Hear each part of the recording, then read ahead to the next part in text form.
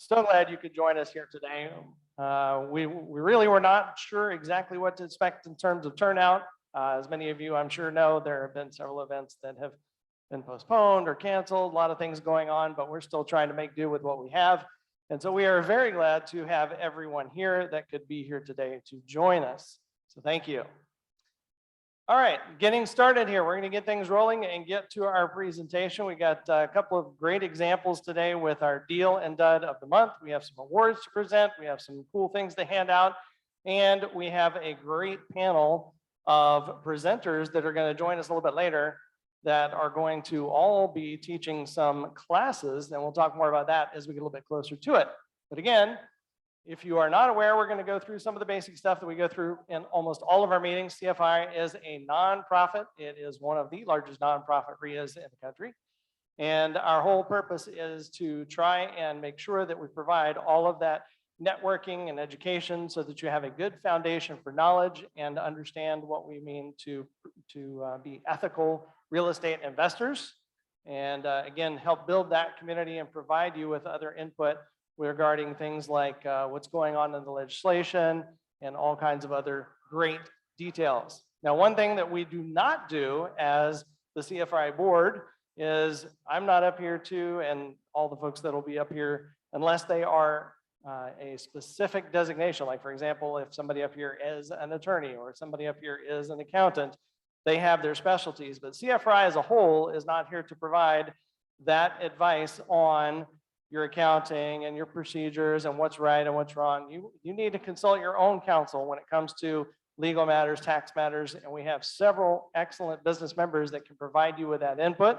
So if you're not sure who you should be choosing as your advisor in any of those matters, just take a look at the CFRI website where you can, if you're a member, you can log in and you can see the CFRI business members organized by category. You can find some, and obviously you can ask around, ask people that are members and say, who do you use? Have you had a good experience with them? But make sure that you are getting that kind of advice. Don't just because somebody you overheard somebody say it, oh yeah, I'm going to do that because that's the right way to do it. You don't want to do that. Now, for anybody that has been around CFRI for a long time, you're probably familiar that in most of our meetings, including this one, we usually have people get together afterwards for what we call the meeting after the meeting. And up until very, very recently, we had been going to the ale house. So this is a change. And that's why we want to make sure we have a slide up here that showed everybody, hey, this is a little bit different. So the meeting after the meeting tonight, for anybody that is interested in going, we are no longer going to the ale house. I don't have all the details, but there was apparently a good reason to not go there any longer. And we are going to Graffiti Junction College Park. There's the address if you want to make a note of it. That is a great place to hang out with some of the folks that have been a part of the meeting and learn and talk and network and find out even more information. A lot of deals happen and a lot of information is exchanged at meeting after the meeting.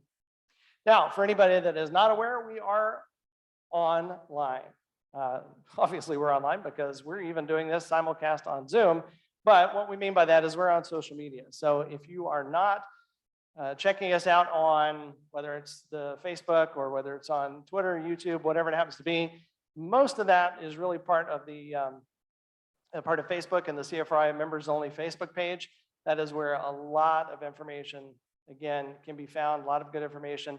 One of the things that I like to see there is one of our board members and our legislative chair, Rob Arnold, post information about things that are going on legislative wise that can be very, very interesting and very helpful. So if you are a CFRI member, make sure that you're a part of that CFRI members only Facebook page and you are seeing what all is going on there. Now, one of the reasons that we talked about the fact that we are a part of, that we are a REIA, that we're a nonprofit REIA, and we are actually part of a larger organization called National REIA. And one of the reasons that we are part of National REIA is because that provides all of our members with a lot of additional discounts. If you're not familiar with any of those discounts, here are some great examples. Again, if you are a member of CFRI, you can find out more about those on the CFRI website, cfri.net. And you can see there are quite a few up here. If you find some folks that have been around CFRI for a while and ask them, hey, have you used some of these things? undoubtedly you're going to find people that have taken advantage of these discounts. Some in particular probably, like especially the Home Depot discount, the Office Depot discount, but definitely some others. I know that Call Fire is one that we use. It's just one other example. Now, speaking of that, if you are not familiar with how some of these things work, we always like to kind of call attention to the Home Depot program in particular, because we do have a lot of people that are taking advantage of this and get some nice rebate checks. You'll notice up there it says 2% purchase rebates. You can also get paint discounts and other discounts as a part of being, again, part of CFRI, a member at CFRI, and using the National REI code and the other information that Home Depot gives us. If you want more details on how this program works, in each of the newsletters, the CFRI newsletter that is available online, again, via the website every month, you can find more details about not only the program, but also steps on how to make sure that you're using the program correctly. One of the things that is very important is this REI code that you see right here. What you have to do is once you're a part of CFRI, you will use your same email address. It is very important that you use the same email address that you use for CFRI with Home Depot.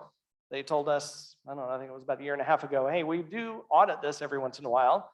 And if the email addresses don't match, then we say, nope, no rebate. So make sure that's the same. And when you are in your Home Depot account, you can register your credit cards, your gift cards, anything that you're going to use there to spend money at Home Depot. And then what they do is they track that. And as long as each one of those cards that's registered has the REI code associated with it, they track it and you get a nice rebate. I believe it's 2 times a year that they're doing that now. All right, again, if you are not familiar with where to find some of those resources we've been talking about, it's CFRI.net. We have plenty of resources there. One of the best, again, is our business member directory, so you can see who are these different business members that you can use as your resources for different things. Now, I talked about that newsletter. That's what the cover of the January newsletter looks like. If you haven't seen it yet, I encourage you to check it out. It is, again, available online. You just go to CFRI.net. You can check it out there. All kinds of good stuff in there, including what's going on, what's the latest and greatest with events, some interesting articles, all kinds of stuff that's available every single month. Now, as far as the meetings go, at this moment in time, we do anticipate that most of our meetings will still be held in person, as you can see. There are a couple of exceptions here. And let's see, I think the only exception, like it says right now, is the Seminole County group being held via Zoom. Best thing we can tell you right now is, again, make sure that if you're going to attend one of the meetings, whether it's a focus group meeting or a county meeting, that you are going to the website, you are registering to attend that meeting.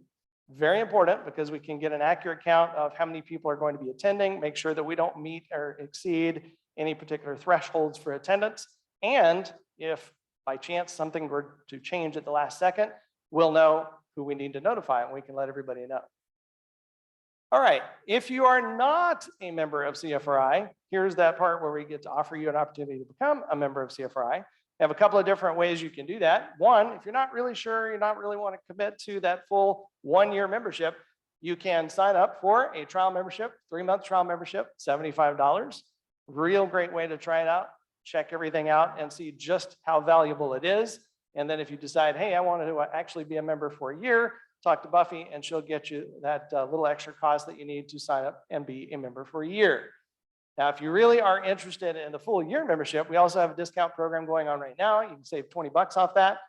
Again, you can go to CFRI website and sign up, or you can talk to Buffy and sign up there. Now, one of the things that we've been doing as a regular part of the meeting, and we will do it again today, is if you are still here when we finish up with our panel today, we will be handing out some giveaways. So we'll have some like Home Depot gift cards and some other stuff to hand out. But again, you must be present to win. Some of you have been here before and seen what happens when we call the name going, going, gone. Yep, they weren't here, move on to the next name. So I'll remind you of that a couple of times. Now, for 2022, we have a slightly new board of directors, and this is your new board and your directors for 2022. So Phil Georges is our vice president. That's one of the changes that you'll see up there. And Joe Fiddleman is a new addition as a director as well. I was hoping he was going to be able to be here tonight, but bummer for him, he's in Scotland. So yeah, couldn't be here apparently. But that is your new 2022 board. Oh, and I also forgot to mention Rob Arnold is on the board as well as our legislative chair. So he's serving all kinds of roles. So make sure you thank Rob Arnold when you see him. Now, I mentioned that the panelists that are going to be up here today are going to be presenting some classes. So each one of our 6 panelists that you're going to see up here today is actually going to be conducting a 3-hour class over the next couple of months. The whole schedule is going to be available to you. Actually, if you go look at the newsletter, you can see what the schedule is. But each one of those is an expert in a specific area, and they'll be teaching a class. You can buy that entire group of classes, and you can do so by going to CFRI.net. We'll talk more about that as we go through it. But one other thing I want to point out, and we'll get to our deal and done in a moment, but Phil Georges, our new vice president, is also not here tonight because, well, he's not feeling well. So believe it or not, you guys are going to get a special treat in a few minutes. Our vice president from last year is actually super, super nice guy who volunteered to come back and help us out because Phil couldn't be here tonight. So I'll bring him up in a minute.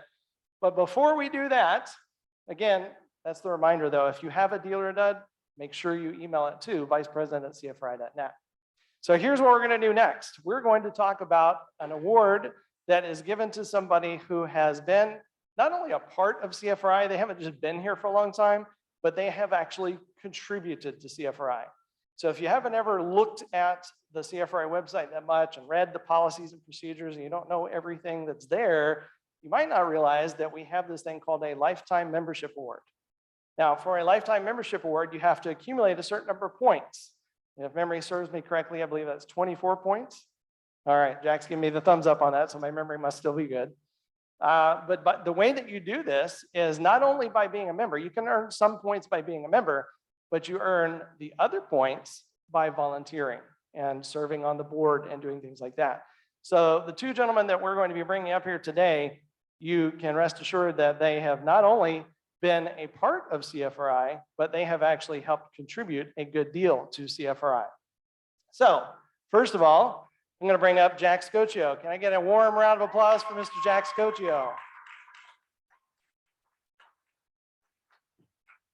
I hand you a mic, Jack. And you almost said my last name right. Oh, Almost. yep. Say it for me. Scocchio. Scocchio. All right, let's try that again. Go sit down. Jack Scocchio. Warm round of applause for Jack Scocchio. Right. There we go. Man, I tell you, it's been years. too long since I saw him. That's the problem. Now, Jack, you have been a part of CFRI. How long again? When did you join? I believe it was 2010 or 11. Okay, 2010 or 11. That's a good long time. And not only have you been a member of CFRI, but you also helped out a great deal. Now, I happen to know that you served on the board in several capacities because I had the honor of serving with you. But would you do me a favor and tell everybody what you did on the board? So I started out, I think my first year on the board was, I think 2016 or 17. I was the groups director at the time, where I was in charge of making sure all of our group leaders were playing nice and doing what they were supposed to be doing. Right. And then from there, I went on as 2 years as vice president. Excellent. Excellent. Now, did you do any other volunteer stuff along the way? Maybe a little bit. A little bit? For a lot of years when we were at Edgewater High, I would come in bright and early, set up all the tables for all 20-something business members, help clean up at the end of the night. I helped teach some classes here and there, and I've also, volunteered at some of the class events. Yeah, absolutely. So he has done an excellent job of helping us out here at CFRI, and he has earned his requisite amount of points. And for that, we are going to present Jack. Let me put this down.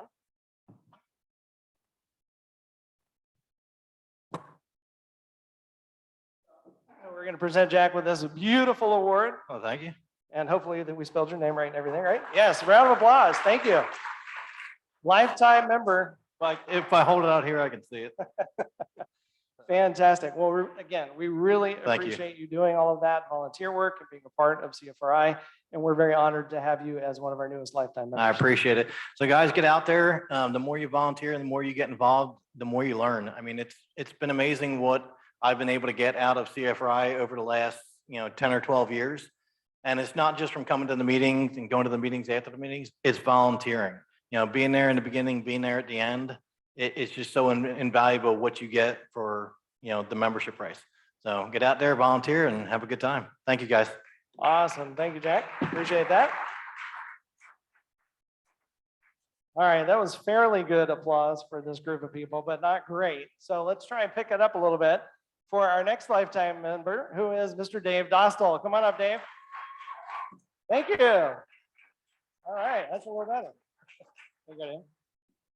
So Dave Dostal, again, a great example of somebody who has not only been a part of CFRI for a while, but also has done volunteering. Dave, when did you first become a member of CFRI? Do you remember?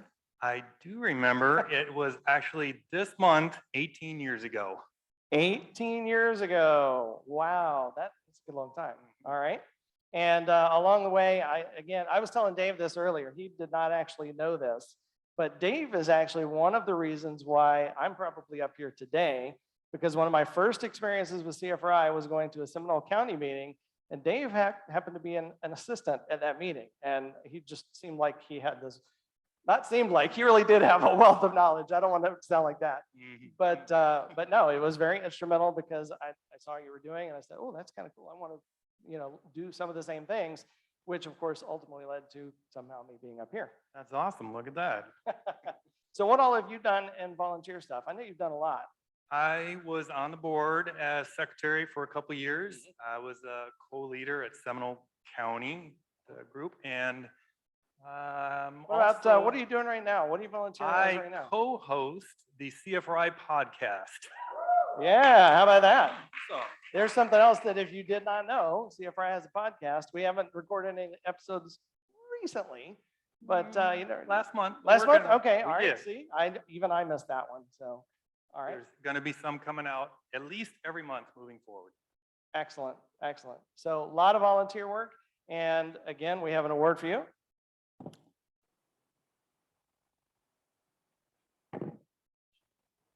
Thank you. I right. am so very grateful to be a part of CFRI. Thank you. Yes, how about another round of applause for Dave Dostal?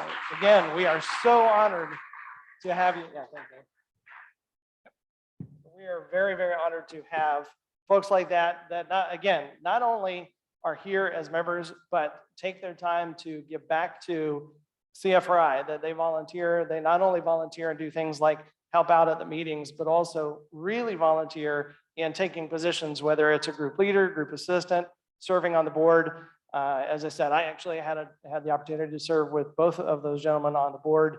I know they have done an excellent job at helping CFRI get to where it is today. So if you would, one more round of applause for both of those gentlemen. All right, thank you very much. So let's move it right along. Hey, did I tell you that if you're going to be here and stay in your seat, that at the end, we're gonna have a giveaway? Oh, I told a few people that. All right, good. All right, we'll just make sure. All right. Now, going back to what I was talking about earlier with the deal in the dud of the month, our new VP, Phil Georges, is under the weather, could not be here today. And believe it or not, I got a call from our VP of 2021, and Stephen Young said, hey, I heard Phil's not doing well. Do you need any help? Now, that's what we're talking about. That is volunteering. That is a serious volunteer, not even serving on the board this year, but calling us up going, hey, can I help? Can you believe it? I could not believe it, but Stephen did call me and said, hey, what can I do? And I said, you know what? I'm going to take you up on that. We would love to have you come to do our deal in dud of the month. So would you guys give me a warm round of applause for Mr. Stephen Young? Keep it going, keep it going. Yes. All right. Fantastic. Thanks, Jay. I will hand that to you, sir, and let you take it away. Here, I tell you what, I'll switch with him. All right, cool. Thanks, Jay. Appreciate it. Jay just couldn't get enough of me, so that's the real reason. All right, guys. So with that, Chad Schultz, come up. Give him a round of applause. Come on, guys.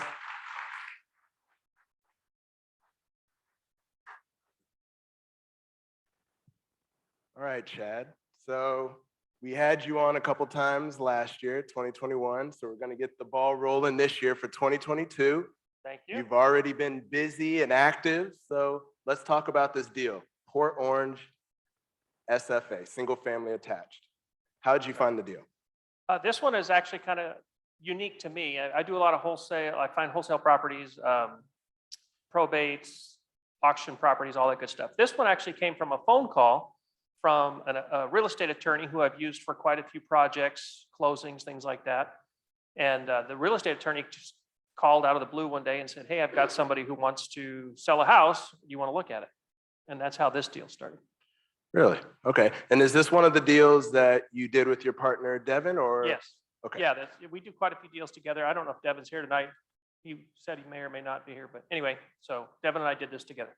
Okay, so let's talk a little bit about your experience for those that are relatively new. You've been doing this for quite some time. This wasn't your first rodeo, right? Yeah, this is not my first rodeo. Okay. Although quite some time, to keep it in perspective, I'm definitely not one of the big time high rollers like some of the guys out here. This is, I think I started my first deal I did in 2016. So Okay, here we are a few years later, and I've done about 23 deals total. This was probably number 22, 21, something like that. It was only a couple deals ago. okay, not bad. So what was your biggest concern with this one? So this is deal number 21. You've been doing it for a little while. So you get the call, you show up, you're like, Well, this one actually was really straightforward. This was a family member calling because her sister, who owned this house, had to go into some kind of an assisted care facility for Okay. some medical reasons mainly. And her sister was a hoarder, is what she told us. So Oh. she was concerned that nobody would buy the house. I said, look at it, I don't care. So my biggest concern actually was not getting the deal, just because I thought this was just way too good to be true. So it came down to the connection through the attorney. You know, he was doing some work for this particular lady. So I think that kind of made a bridge of trust to some Okay. degree. And I was the only person that looked at it and the only person that made her an offer, and she took it. really? Yeah, so it worked out really good. Okay. So let's see how good. So purchase price, okay, 103, after repair value, 195, estimated repairs 40. So talk about Right. it. What do we So, see? and to keep it all in perspective, Uh-huh. the ARV, that's what my initial ARV was when I went out to look at the home. It did change. It went up a little bit afterwards. And that estimated repairs, that would be retail estimated repairs. So if we were to hire all of the work out, that's what we would have expected to pay. That's how we based it. You can see some of the stuff in here. The photographs are within the first day or two of us being there. And you can see we've already started to roll out some of the carpets and stuff because just animal feces and all that good stuff everywhere. But as far as a hoarder house, the kitchen photo really is about as bad as it got. I mean, there was some furniture laying around and Okay. everything was dirty, but it wasn't what you would think as far as a hoarder house. It was pretty easy and straightforward. So, Okay. but otherwise we gutted the whole place. New kitchen, new bathrooms, new carpet, flooring, they're all around, paint, all that good stuff. We kept the windows, didn't have to worry about the roof because the HOA in this area, the HOA takes care of the roofs, and I think the roof was only like 2 or 3 years old. So. Okay. So contractors, that's always the question that comes up. Before we get into the details of the rehab, did you go with the same crew as you normally do, or did you run into any obstacles with that at all? This was the first project that we went into where the contractor who we normally use for most of our work, you know, I have an electrical contractor always available. I have an HVAC guy, I have a plumber. But the guy who we use mainly for like all of this inside work had just moved to Alaska. I had used that guy for like 9 projects and he was great. And so I just planned to keep on using him. And towards the end of the previous project, he's like, hey, just so you know, we're moving to Alaska. I said, What? that's going to be a long drive to work. But Right, yeah. Did you fly him Anyway. in or what? Did you fly him Yeah, I in? offered to. I actually offered to fly him in. No 'cause way. He still wasn't working yet at the time we started this, and I had offered to fly him in. But anyway, we passed on that, and we just decided actually to do this project ourselves. No way. Yeah, this project was pretty simple. So me and Devin, and we have one other guy Uh-huh. that helped us with some stuff. We did the whole project ourselves. Wow. Okay, let Yeah. me go to the next slide. So you did all these things. You, Yep, Devin. everything you see. I actually did all of that tile work myself. What? Yeah, and I know that a lot of people, a lot of the other flippers and things like that, they're going to tell you, if you want to scale, you can't do this.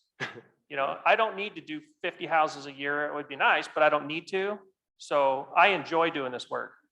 But all that tile work, I did all of that tile work, Wow. all the cabinetry work. We had the tub glazed, so we didn't do anything about the tub there, but, Okay. and the only other thing that got done by somebody else, Devin and I did everything you see in that room except for placing the granite on the vanity. Wow. Everything else we did. Unbelievable. Give him a round of applause for that. Come on. Seriously. I mean, we did what?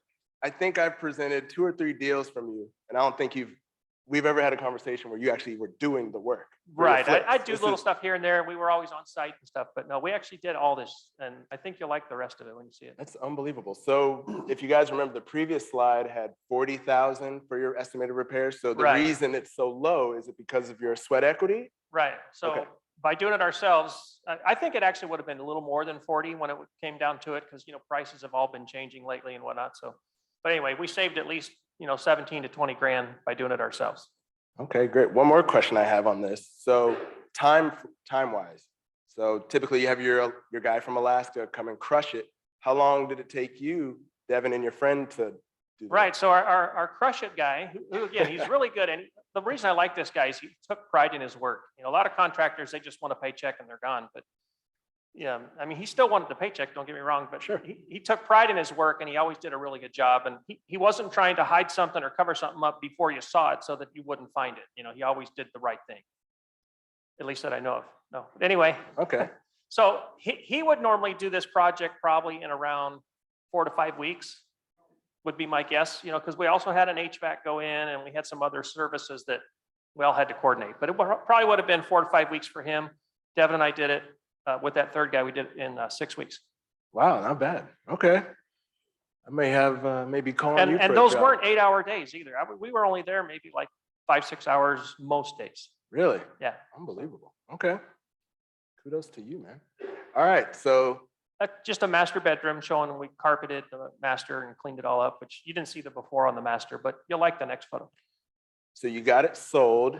So again, guys, if you recall the money slide that we started with, you previously had the ARV at what, 195. 195? And that 195 was based on 2 recent sales of almost identical units in that same subdivision that were move-in ready, not renoed, but move-in ready and clean and that kind of thing. So, Okay, great. So do you think your work, your Oh, handiwork, yeah. your sweat equity attributed to the higher sale price? I'm or what? sure that, I mean, the market is still going up, so that's a lot of it too, but Okay. I'm sure that the work, anytime when I comp a property out as far as what we're going to sell it for, I base it on move-in ready like other sales in most cases, because a lot of them aren't renoed. And so you're adding the reno on top is always going to add a little bit more, juice to it, I suppose. But the other thing too is I'm a licensed realtor, and normally when we're totally finished, we do list the properties. But for about the 10 days before we're finished, where the property's at least to the point where somebody could come look at it and not panic because it's torn apart, Mhm. we put a sign in the yard. We go to sell it. The day I put the sign in the yard, we sold this house. What? Yeah. I put the sign in the yard, and that night I got a phone call No and way. I asked her, "Oh, did you see the sign?" She said, "No, I didn't see the sign," because she was now back in Kentucky or wherever they live. She said, "I didn't see the sign, but I got home. I drove down that street. I went through that neighborhood today, did not see the sign, but Mhm. when I got home, I saw the house was on Zillow and I didn't know how I missed it." Oh, I had wow. actually, she must have gone like around the corner and I must have gone up, put the sign in at the same time or something. Unbelievable. So, So yeah. is that what you're seeing in the market still A even lot of today, it. currently? Yeah, a lot of it is happening that way. A lot of it's selling. Our last 3 properties, we've sold without having to list them before we finished them. Wow, unbelievable. Okay, so guys, I'm not sure, we've been kind of just rolling through, but do you see that number there at the bottom? Give him a round of applause for that. That's huge. That's a good one. That's unbelievable. So did you have any issues when it came time to close or anything like that? I mean, this sounds, No, I think it was pretty straightforward. Yeah. I want to say it might have even been a cash transaction. So it was pretty quick. Oh, cash. They waited for us to finish the house. They got it under contract and waited for us to finish. And then, that's kind of when the clock started, so to speak. okay. But it was still a really quick closing, and they flew down from, I think it was Kentucky, I don't remember what state, but they flew down, signed all the papers and moved in that week. And They've been happy. I even get emails from them once in a while Yeah. about that, or they'll follow my Facebook page and they comment all the time. Yeah, they're happy with it. So, All right, that must feel good. yeah, just wait till you see the kitchen. You'll like that. Okay, well, yeah, let me get to that. That's always the selling point, right? So, all right, and you did this. Everything you see in that photo except the floor, Okay, Devin and I did. excellent. So what was your biggest takeaway from this deal? Because again, you've been up here, you've been quite successful. So what's the big thing you took away from this? I think the biggest thing on this one, this shows the power of networking and doing people right, and it'll come back to you. You know, like this particular attorney doesn't happen to be a CFRI attorney. I do use one of those. I think he's actually supposed to be here tonight. I Okay, used Joe Seagle quite a bit. But this attorney I had also used for some deals, and, you know, we didn't expect stuff from him, obviously. You know, we're just loyal to him because he did good to us. We always treated him fair. We referred business, and this is what we got out of a phone call. You know, Wow. this phone call was worth $90,000. It was great. that's And incredible. so, yeah, networking and work, you know, reciprocating with people, it worked really well. Excellent. All right, you guys are obviously in the right place. So with that, let's give Chad another round of applause and we'll open it up for questions. So do we have any questions in the room so far? If you have a question, just raise your hand. We'll bring you a mic. I know, you did so well. They can't believe it. No questions? Okay, Peter, is there anything online? We'll give folks a chance to think it over some more. Can't believe this. Steve, you are so good. You answered everybody's I question. asked all their questions. I should have known. Anything online, Peter? Oh, we got one here down in front real quick. Yes, ma'am. Oh, Where'd you get the funding for this deal? The funding, we actually used our own funds on this deal. Why do you do that? I don't like to pay for money if I don't need it. okay. all right. I have had about 3 deals where we've used hard money, you know, lenders. I think all of them actually been through CFRI connections and CFRI members. So I have done it, and I will do it if I have 2 or 3 deals that all stack, and, you know, obviously then we need the funds, but we've done so well the last couple of years that we've been able to bankroll most all of our own projects. So Okay, Peter, there's one in the back. Peter and Yes, it says, what made you decide to flip this house in particular? well, mainly the spread going into it. You know, we'd seen the house, we got the house for a really good price, had a nice start to it. And Port Orange is a very well, an easy sell, I guess, a very well-liked area, a lot of very popular is, I guess, what I'm looking for. So it was kind of a no-brainer on the sales site. So. Hold on. There's Hey, one. oh, Go sorry, Chad, I think you mentioned earlier that you had a chance to go look at this property, right? This particular one. Have you ever made a deal where you went sight unseen? And if so, then what are some of the pitfalls that you look for? Oh, sure. We've purchased a few properties sight unseen, and usually that happens with foreclosure auctions. I mean, your best chance, I guess, is you can drive down the street, but that's about it. You can't go inside. Most of the time, the banks, the property preservation companies that the banks hire will actually black out or somehow cover all the windows so you can't see in the windows. They do it on purpose. And so we bought a few properties at auction. I think we actually showed one of them last year. Everybody in CFRI named it the broken house. Yeah, that's right. Yeah, so we did that one. It was, I remember you that. could probably look it up if you want. That deal should still be online. You can go look at it, but that one had a bunch of foundation problems and some other things that, you know, we took care of. We still made money, but yeah, auction houses specifically, you're going to buy sight unseen, and it's just either the experience or just luck of the draw. You know, you're still playing off your experience though, you know, doing the best you can. Okay, I'll let Jay, I Stephen thought pick we who's. had one. Oh, we're gonna make Jay run. Yeah, why not? Well, if the property meets your criteria, do you hold properties as well? Do I hold? Properties? Yes, but my criteria for holding properties, I guess, is a lot different than most. I do have a rental. It happens to be 2 single-family homes on one piece of property. So I get the income of a duplex without all the headaches of a duplex. I don't have to maintain anything. It's because they're single family. It's rents just like a single-family home. So If I found more of those, I would keep them. But in general, I don't keep a lot of hold properties. Yeah.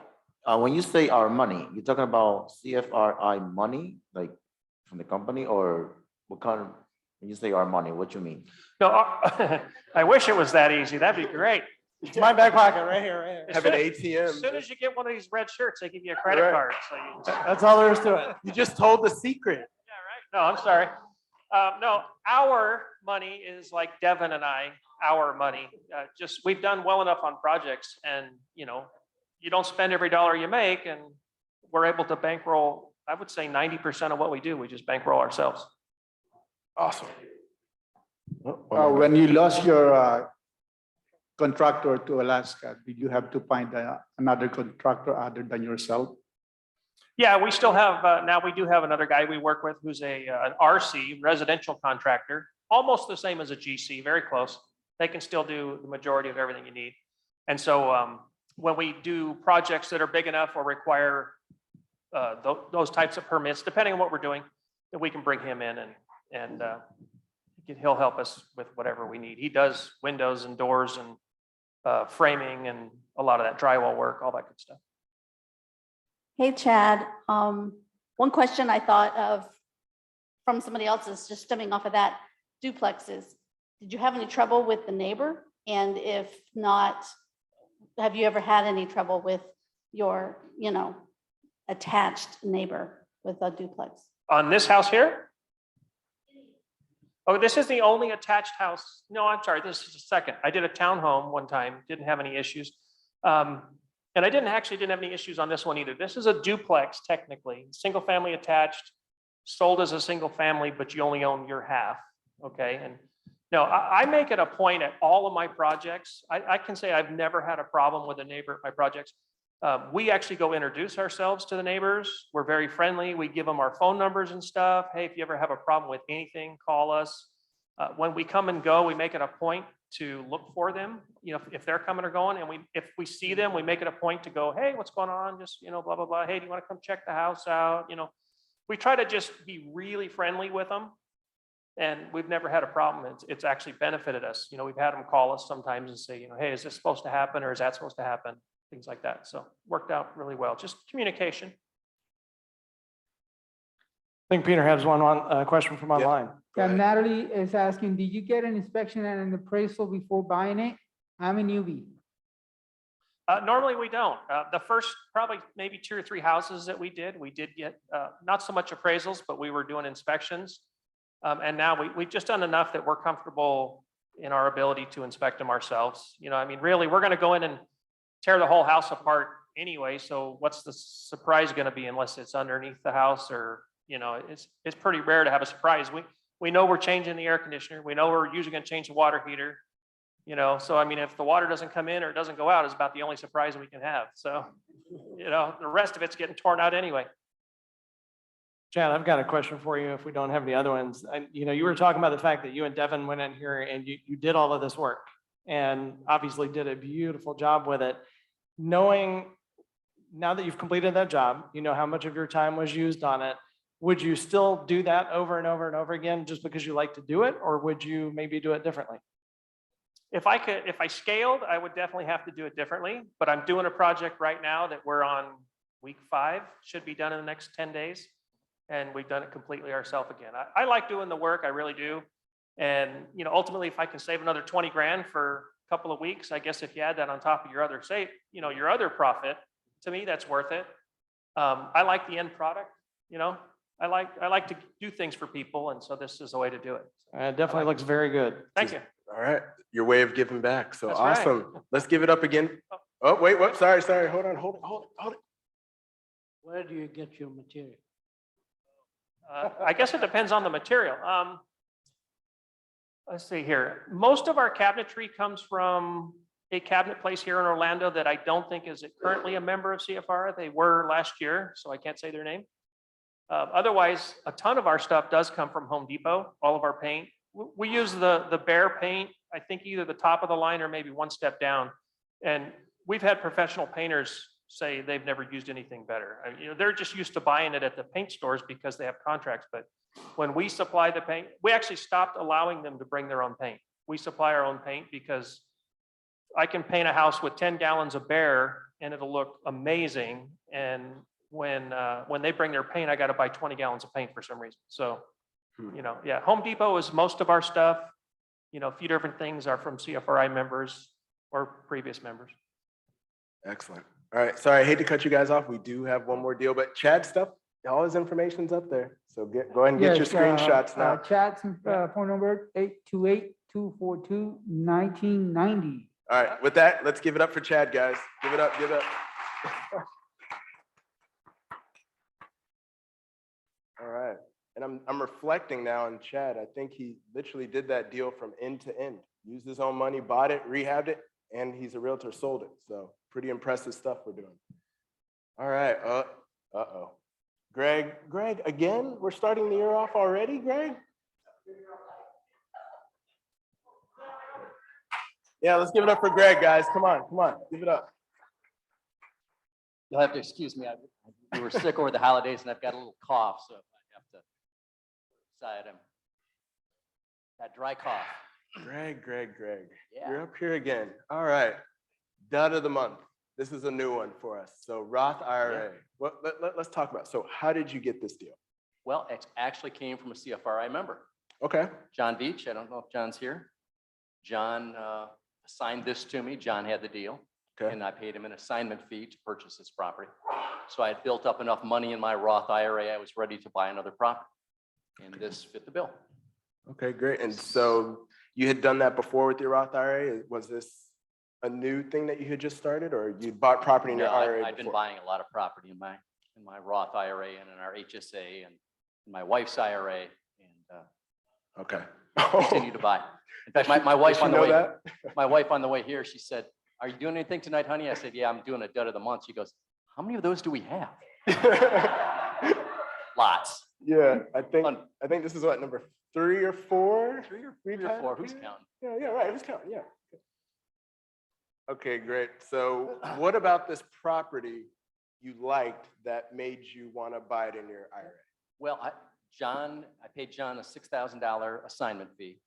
I Okay. paid 36,000 some odd dollars Yeah. along with the assignment fee. Yeah, So let me go ahead and get to that. Okay. yeah, 36,460. So that was within the amount that I had in my IRA. So Oh, that really became the criteria. I want to find something, but what I also like to look at is, okay, how much repair am I going to have to put in? So I put in just about 17,000 in repairs, but it rented for 800 a month. It was a 2-2. So that's what I really like, is that, that ratio between how much you totally got into the property and what you're getting for rent. And Okay. I like that to be over 1. So the property was already rented prior to you? Property was not rented. Oh, it wasn't? No, it was in disrepair. It needed some bathrooms, needed some paint, needed some appliances, needed a new electrical panel, needed some work. And so since it's in my IRA, it's a little bit more expensive because I can't do that work. Like Chad, I sometimes like to do the work. I'm okay at the work, but I'm not efficient at the work.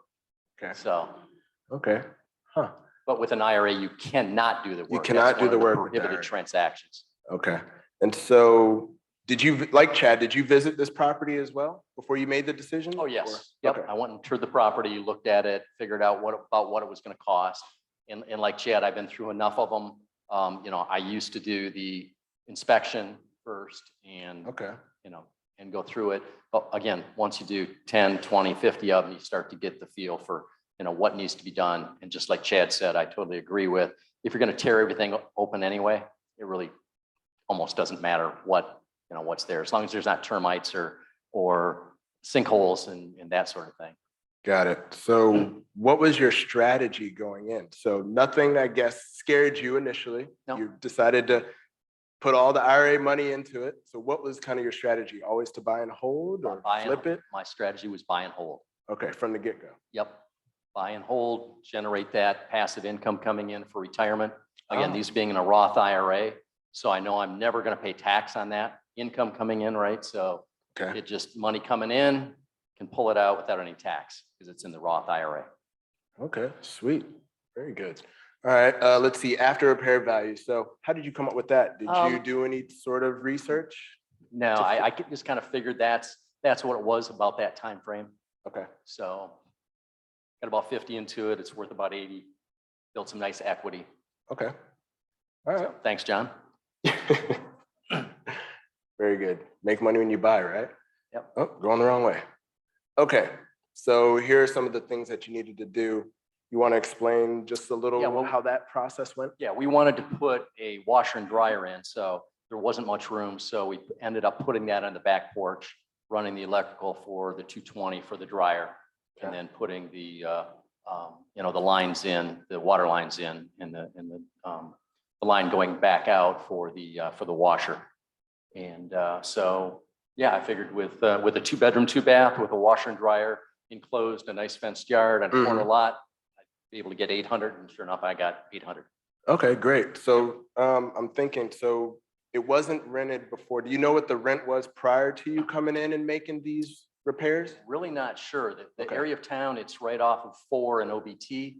So that area, it's kind of sketchy in some areas, but this area was a halfway decent neighborhood, so. So what's the typical rent in that area prior to you making any Well, improvements again, to the this was property? Back in 16. Okay, so a Now couple it's years gonna ago. be a lot more. Back then, 800 was good rent back then. Okay, with the finish. I kind say of a back finished then, product. that's only 5 or 6 Right, years yeah, ago, not right? that long ago. Seems like way back then. Okay, so again, we think of contractors, I can't remember, did you say you did the work on this yourself? No, I could not because Oh, it's an that's right. IRA, so I could not do the work. So I hired contractors to do all the work. Okay, I oversaw it, paid for it out of my IRA, but okay. So no major issues with contractors? nope, no major, not on this one. Okay, are we sure we're talking about a dud here? Because are you guys seeing any issues so far? Not really, right? All right. I don't know why you're up here then, Greg. I mean, Okay, all right.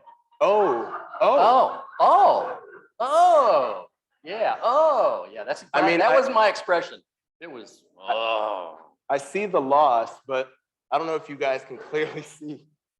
So I had a that's very entrepreneurial tenant. And the tenant decided that this is a nice house. It's so nice that I think if I enclosed the dining room, I could probably live in there. And then I could rent out the bedroom. And if I enclosed the back porch too, and kind of put some blankets over there and put a bed back there, I could rent that out. So he started subleasing. But he really didn't like to pay rent because that kind of eats into the profits, And it's just not, it's not good. And so he stopped paying his rent. So Yeah, so I knocked on the door and I said, excuse me, I'm going to evict you. right. And he goes, no, you're not. I said, well, I think I am. Right. And he said, well, okay, do what you have to do. I said, okay. So we went through the eviction process. Okay. And got through the eviction process. It took a little bit longer. He answered. And so then the judge has to have a hearing and have to give the answer. And even though he didn't put money in the registry of the courts, I mean, the rule of law is that it's not supposed to get a day in court unless he puts money in the registry, but he didn't, and he got his day in court. So, or he stalled the process. So he got a little bit longer. Stalled it. Okay. So the day that the writ of possession was issued, I happened to be setting in another real estate conference. And just like Chad said, I always like to meet all the neighbors. So I give the neighbors my card, say, if there's ever a problem, holler, call me. Here's who I am. Here's what we do. Smart. If you know anybody that's looking to sell their property, please call me.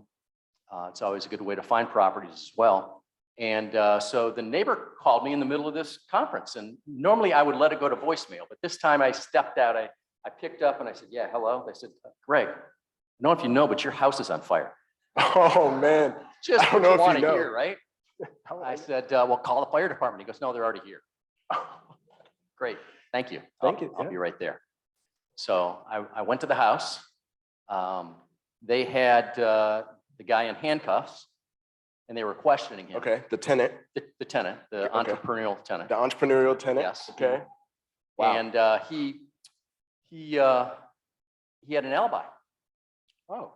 because once he got rid of possession, he took a bunch of his stuff in a little carry-on, one of those pull-along bags. Mm-hmm. And he said, "Hey guys, I'm taking off. I'll be back in a little bit." And he took his carry-along or pull-along, and he went to his aunt's house, who lived down the road. Okay. And then the fire started. Oh, No, I mean, it's almost like he put a cigarette in the center of some napkins and lit it, and then left the house. I'm out. Yeah. I'm just saying. So when the police started questioning him, he said, "Well, I wasn't here. It could have been me. I wasn't here. Ask these people. I wasn't here." Wow. Like a canary. I wasn't here. I wasn't here. I wasn't here. And so they really had nothing to hold him on. And so they actually let him go. Okay. That sounds terrible. Yeah. But of course you had insurance, right? Well, I do a lot of self-insuring. So on this particular property, I did not have insurance. What? Say it again? Yeah, I did. Well, somebody hold my wife's here. Yeah, I was gonna say. We did not have insurance on this property. I'm not sure what question to ask next. Why not? Well, again, once I get stuff paid off, I've had such hassles with insurance companies. Okay. And they deny, and I'm not going to get it anyway. And I chase them and I chase them, And you go, why am I doing this? So I'm paying $1,000 a year for insurance.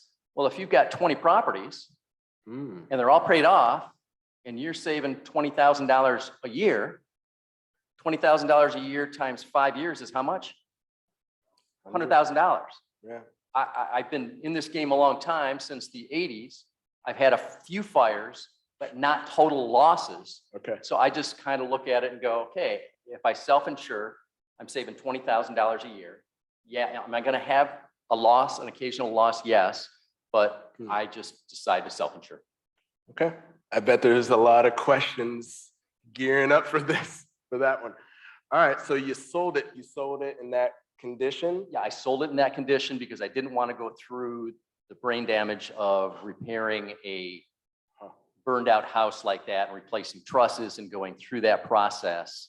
And I didn't have enough money in my IRA to fund it at that point in time, cash.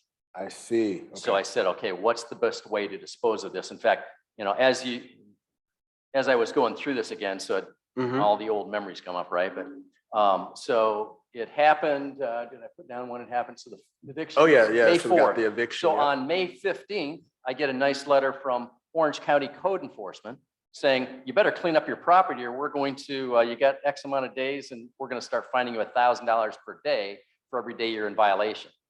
I was like, thanks, guys. Wow. So how did you handle that? I mean, obviously you've been in the game for a while, but still getting news like that doesn't feel good. So how did you manage your emotions and kind of push through that? After I stopped crying or before I? Whatever you're comfortable with telling the audience. No, you just look at it and say, okay, next. You just move on and you do the next deal, right? So it's like, okay, I've got to find somebody that kind of specializes in this. I know Rob specializes in what, Rob? Sinkholes. Sinkholes. Yep. Right. So I don't specialize in fires. I've done a couple firehouses and I know enough now that I don't want to do another firehouse.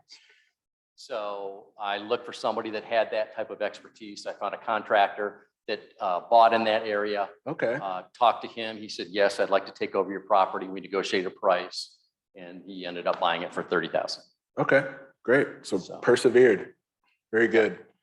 All right, let's check out some of the damage. So as Chad said, a lot of this work you'll see here, I did not do it. I could do work like this, but I don't do You could totally this do it. work. Yes. I can, the match. Up it goes. So yeah, so there's the living room, there's the bedroom. Wow. They determined that the fire did start in the bedroom. The fire guys, they can tell where it started. So they determined it did start in the bedroom.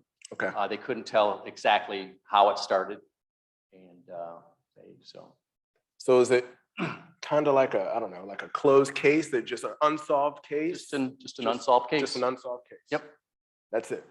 Just a fire Done. started and it happened and That was it. yeah, that's Did it. all the other tenants, were they able to get out safely? Yeah, everybody got out safely. Okay. Was there any responsibility on your part to? Nobody was hurt. they weren't my tenants. Okay. Yeah. All right. No, it's very true. I didn't know if Yeah. there was No, some kind of ramification. Thank goodness, nobody was No hurt. one got hurt. You know, Okay. everybody got out. The fire department got it out. In fact, the fire department, they do a lot of damage, right? They go around, they break every window. I think they like to break windows, right? They break every single window. And it's like, guys, did you really have to break all of them? Poke holes in the ceiling. Oh man. They're doing their job. Yeah. All right. Cool. Let's go to. I think you got one more. Oh man. Yeah, you gotta. This see is the dining room and the holy kitchen. moly. Yeah, so it was pretty bad. Actually, before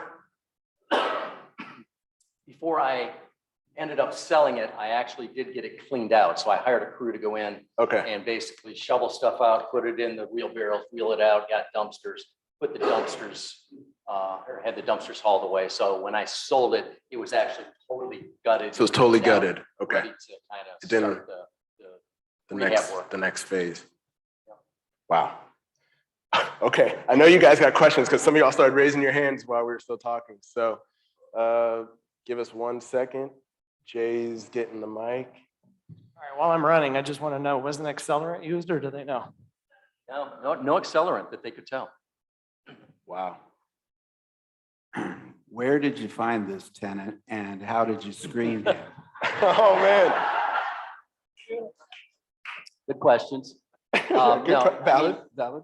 If you're in the game long enough, you're going to run across these tenants. And unfortunately, this guy, he paid for 17 months. He'd been a tenant for 17 months in that property.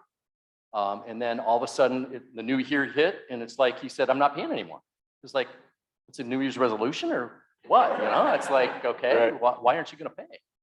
And so, so yes, I do a good job. I'm a property manager. I manage for a lot of other people. And it's just one of those things. You run across a bad egg every once in a while. Greg? Mark, you?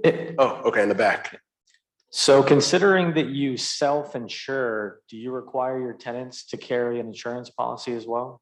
Renter's insurance? Yes, we do require our tenants to carry rental insurance. And part of that is also if they don't pay rent, then there's an insurance to go after, or if they do severe damage to the property. It's about $9 a month. Greg, right? Yes. You really inspire me. Thank you so much. My two questions are, do you move, those low incomes is where you like to be, or middle incomes or whatever? And then the other question is, when that happened, you immediately had the numbers, how much to sell it?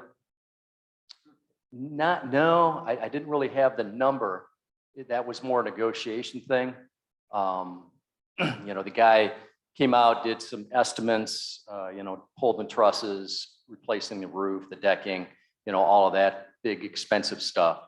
And then he came back in and I think he offered me 25 and I said 35. And then we back and forth and came to 30. So.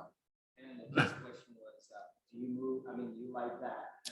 I like any place where there's that spread, right? So 1% of the value of the house. So if a house is worth $100,000, I like to get at least $1,000 a month. It's the 1% rule.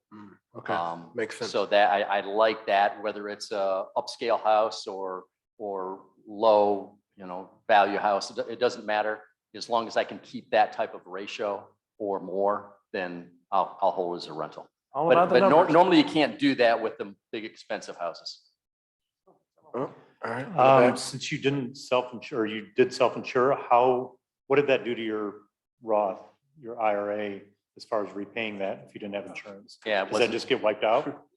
Yeah, I lost whatever, I lost $7,000 or $8,000. So, when I take into account the rental income that I generated from that 17 months that he was paying rent. There's some other expenses that I didn't put in there. It costs money to evict somebody, right? And I've got a few other expenses in there, but by and large, I lost probably $7,000 to $10,000. Wow. Yeah. So, but that, again, that's part of the game as you get into this game, and it is, it's just a game. It's the possibility. Right, It it's can happen. one of the possibilities It of could something happen. that's gonna It's happen, but I manage about 250 houses, and I've been doing it since 1980, 88, 89, and I've had 4 or 5 fires, not all of them bad, one burnt to the ground. This one was still repairable. Another one, I think I shared, I recently had one where drug addicts got in the house and ended up burning the house down, a similar type of situation. Wow. So yeah, it just, if you're in it long enough and you have enough of them, you're Gonna run the across. law of it. averages says you're gonna get one. All right, go ahead. Greg, since it's already in your Roth, did you consider owner financing it? And if so, why did you decide not to? Yeah, I think owner financing could have been an option, but I would have had to, well, I guess I wouldn't have had to have fixed it, but the guy, I just thought if I can get my 30,000, get it invested in something else, buy something else and get it working for me. And so that's why I decided to just sell it and move on. Oh, okay. Corner. We understand the IRA. How does the HSA work? The HSA works just about exactly like an IRA, except you can have a deduction going in, no matter what your income level, you can always have an HSA. And that HSA pretty much functions exactly like a Roth IRA or a traditional IRA, where you basically just invest it in whatever you see fit to invest in. So HSA, I would say you get the deduction going in, tax deduction going in, and then when you take that money out for medical related purposes, then you pay no tax coming out. So deduction going in, no tax coming out, beautiful, beautiful deal. So we own 3 houses in our healthcare savings account. So we don't, we put money into that account, but we never utilize the cash that's in that account because I want it to grow, right? That's one of the accounts that grows tax deferred. So if I never have to pay tax, that's the goal, right? Is to try and eliminate as much of that tax as possible.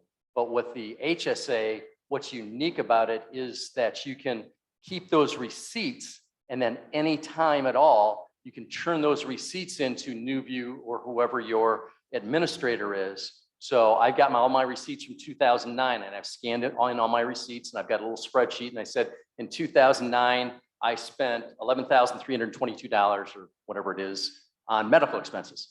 And I'm holding those receipts there. 2010, medical expenses. I never pay, or I always pay for it out of my pocket. I never pay for it with my healthcare savings account because I want that to continue to grow tax deferred, right? And then at my death, my kids know that they can take all of those receipts and within 365 days of my death, they can turn those into NewView and they can get reimbursed tax-free for all those medical expenses from 2009, 2010, 2011, 2012, all the way up.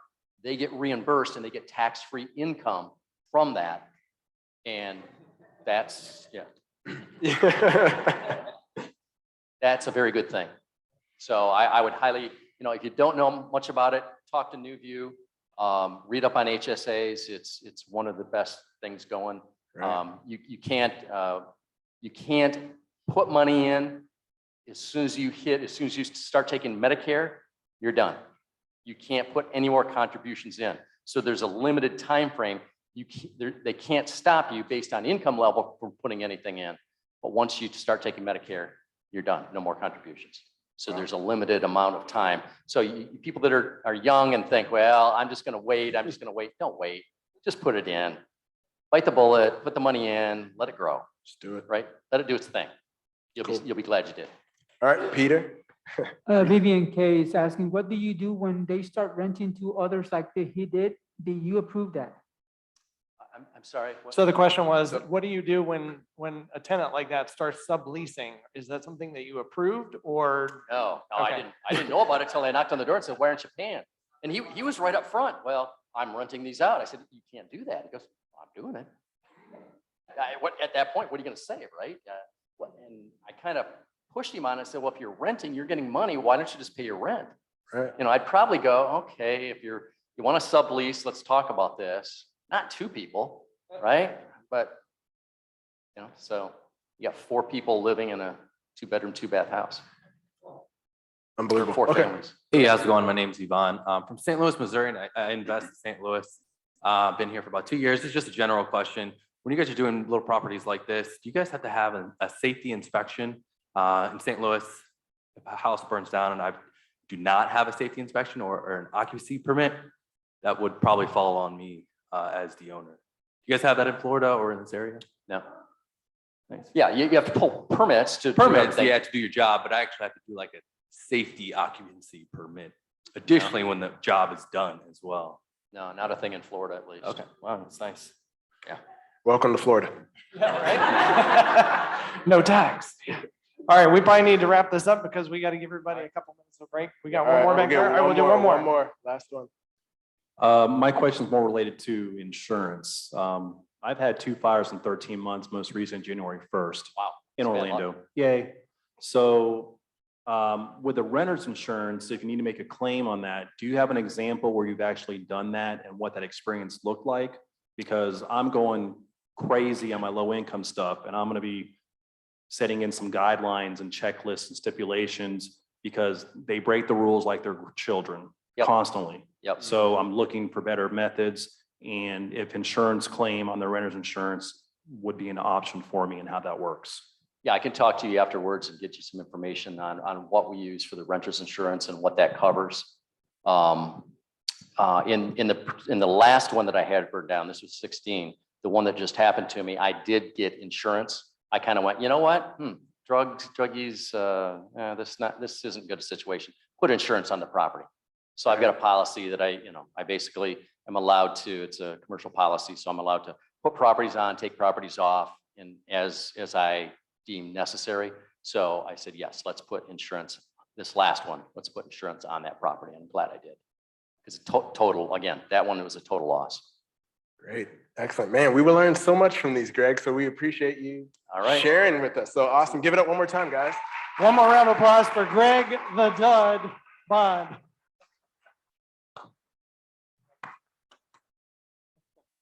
Wow. All right. So next month, Greg will be presenting no, just kidding.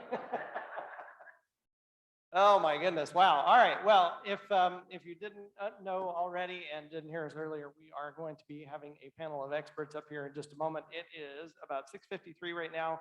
We do want to give everybody a minute to go out and talk to the vendors out there, take a bathroom break, whatever you need to do. We need to get set up in here for our panel. So if you will give us until about, we'll say 7:05, that way you got like 11 minutes. Oh, did anybody hear that? Talk to Newview about your HSA. Yes, if you're not contributing to your HSA, please do. And other than that, we will start back here in just over 10 minutes at 7:05. So go out there, see everybody, take a break, and we'll see you in just a few minutes.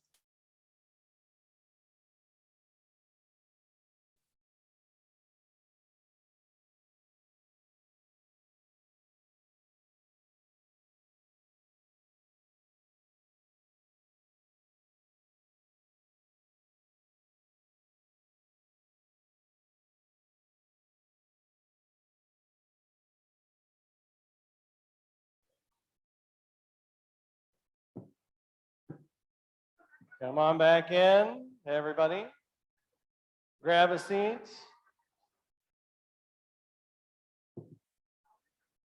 What was that thing we used to do in elementary school? Okay, well, it was worth a shot. Thank you, Paula. All right, Abel, can we get that music down? Thank you so much. Appreciate it. All right, welcome back, everybody. Hopefully you had a chance to take a little bit of a break, meet a couple of people. Now, where exactly is the meeting after the meeting today? Okay, I'm sorry, I didn't hear that very well. Where exactly is the meeting after the meeting today?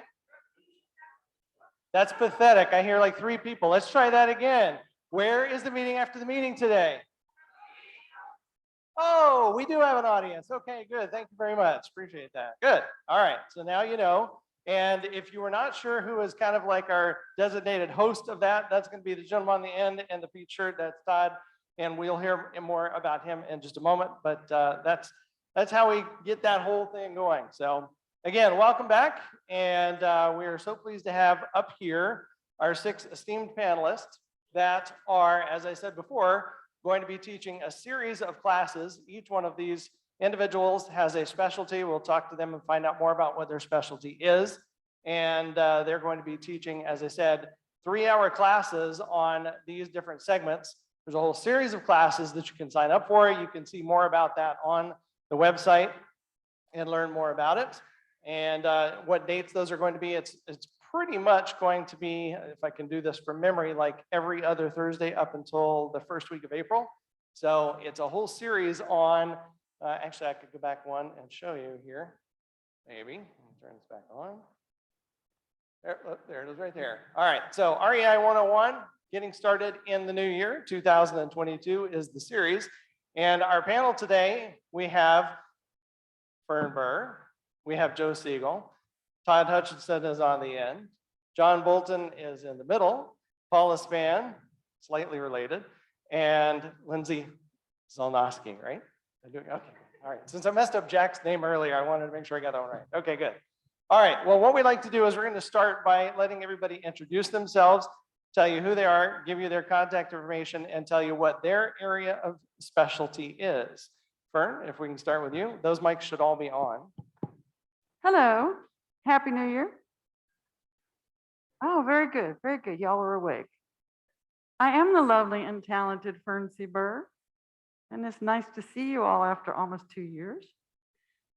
I run several businesses, Mortgage Professionals of Central Florida. I run a real estate brokerage, and I run a 501c3 called Making Our Community Better. And I am going to talk to y'all in April. So save the best for last on how to get your deals funded. And I have been a lifelong real estate investor. So you ready? You know who you are? Joe Seagle. Today the medication works. I'm Joe Seagle. I'm a lawyer here in Orlando. We have the law firm, title agency, land trust company, all under one roof. And I will be speaking on February 17th about land trusts, LLCs, and your legal structures, how to form them, what you need, how to maintain those, and the differences among all of them. In fact, so you're going to get 3 hours of me for a very low price compared to what I would charge you if you came into the office. Cool. Paula, how about you? Hi, my name is Paula. I'm his better half. And I'm going to be speaking on Team building, putting together your team. We've been rehabbing since my kids were 3 and one of them is now 28. Anyways, we've learned the hard way sometimes. And when am I teaching? Whenever he sells me to. Yeah, no, it's not up there, but I have it on here. So yours is going to be on Thursday, March 31st. March 31st. What's up? Hey, y'all, just John. We've got a residential and commercial building inspection company, and probably arguably at least, the sexiest portion of this whole thing here. And I'm gonna do my best to make sure I fulfill that. But real easy to get a hold of us, 678 home. Bam. We have to make it simple. I'm a little slow sometimes. John, was that 678 home? 678 home. So I got it right. There's no area code. It's not like a 407 or a 321, or is it just like all area codes? Sure. Okay. Fair enough. Fair enough. All right. Thank you, John. On to Lindsey. All right, my name is Lindsey Zalnoski. My specialty is rehabs and renovations. I've been flipping houses for only 3 years, but I've done quite a few deals in these 3 years. And I'm going to be speaking, I believe, on March 3rd, right? Yes, you are. On evaluating properties. So you got to know where that starting point is, right? And yep, that's it. Awesome. Thank you, Lindsey. And last but not least, Todd, how about you? Hello, my name's Todd Hutcheson. I will be doing a class on Thursday, February 3rd on marketing and lead generation, finding deals. I'm originally from Jacksonville, the founder of iBuyHomes.com, and I've done hundreds and hundreds and hundreds of deals and hope to help you. Awesome. Now, in case you guys were wondering how we're getting all of that great information, there is a flyer that is, of course, available outside of here. If you happen to have missed it, that talks about the classes that are going to be taught, the dates they're going to be taught. Again, February 3rd, Todd's going to be teaching marketing and lead generation. February 17th, land trust LLCs and types of REI legal documents with Joe Seagle. March 3rd, evaluating properties with Lindsey Zalnoski. March 17th is an inspection necessary with John Bolton. March 31st, building a team in real estate investing with Paula Spann teaching that part. And I'm actually going to be adding in some information on real estate ethics. And then on April 7th, finishing out the series funding the deal with the lovely and talented Fern Burr. So that's what you need to know. If anybody's curious about, well, like how much is this thing? This is probably the cheapest that we've ever offered for a series of classes. Each class would basically end up costing you right about $50, but there are of course some discounts for super early registration and things like that. So you can find out more. If you're a member, obviously you're going to get a discount as well. Now, let's go through and see if we can't find out some more interesting information. From Jay, I have a Yes. question. Is it going to be recorded if they can't go to one particular one out of the series? So the way that it is worded right now is the classes are going to be taught in person and will not be recorded. That may change depending upon obviously the situation, and if something strange happens, we have to go to Zoom, in which case we may have to record it and go that route. All right. So great question, but this is one of those things where, like everything in real estate, you need to take action. So if you're serious, you want to sign up for the classes and you want to be there. All right. Excellent question, Todd. In fact, we'll go back to you. We're going to go through and kind of ask some questions of each of these folks as we go through, find out a little bit more about their area of specialty. So, Todd, since you're going to be talking about all your experience there, and I mean, I know you've done this before, but for our audience here, if somebody were to say to you, what's your favorite way to get motivated seller leads? How would you answer that? Give two different answers. One, if you're just starting out driving for dollars and building your own database of leads and doing direct mail and calling them. So two-step process, mail, call, mail. And then if you're long play game, the internet, building your own website and getting it ranked, although that's getting more difficult, and having some specialty area that you, like if you tried to make your website for sell Pine Hills home fast, not many people are trying to go after those keywords on the internet, and you might have a chance to get that ranked in Google and get some leads. So that would be my answer, depending on what stage you're in and if you like computers or websites or not. Okay. And I'm assuming that as a part of that, that term that we hear a lot, SEO, search engine optimization, would probably be a big piece of making that work. Search engine optimization, and basically there's two aspects to that. It's on page and off page. Off page means how many links you have pointing to your website is the most important factor. And secondarily, what words are on the page that people are looking for and how it relates to the overall website and individual page. So it changes daily. When I first started my website, iBuyHomes.com in 2001, I got an enormous amount of leads from Remaz. So Remax, the C and the Z are on either side of the X. And before Google changed the spelling thing, so they knew what you were doing, I got one lead a day, probably off misspellings of Remax for Remaz and Remac. And used to be able to do keyword stuffing, like if you put on a page 20 times, sell your home fast, sell your home fast, sell your home fast, sell your home fast, you would rank for sell your home fast. So it changes daily. You have to be intensely aware of the Google algorithm and how it affects things. So it takes some work. It's not costly, but it's takes a lot of time to do the actual work and to keep up on what you have to do to keep a site ranked. All right, excellent. So Lindsey, you're going to be teaching about evaluating properties. And I know one of the things that you've said at least once or twice, maybe probably several times, but there's this rule of thumb when it comes to evaluating properties. So tell us about that rule of thumb. Yeah, there's a couple different rules of thumb that are pretty widespread known, and that is basically the 70% rule, right? So we have to have a starting point of what's your ARV, and the ARV stands for your after repair value. So in order to get your MAO or your MAO, which is your maximum allowable offer, typically what you do, you have to figure out what that ARV is. So you have to do your research, okay? And then you times that number by your 70% and then minus your repairs, and that gives you your maximum allowable offer. Okay, it's extremely important because you have to have that starting point when you're analyzing a bunch of deals. You have to have that number in order to start out, right? Is this deal going to be worth it to take it to the next step, to find the funding, to get the inspections, right?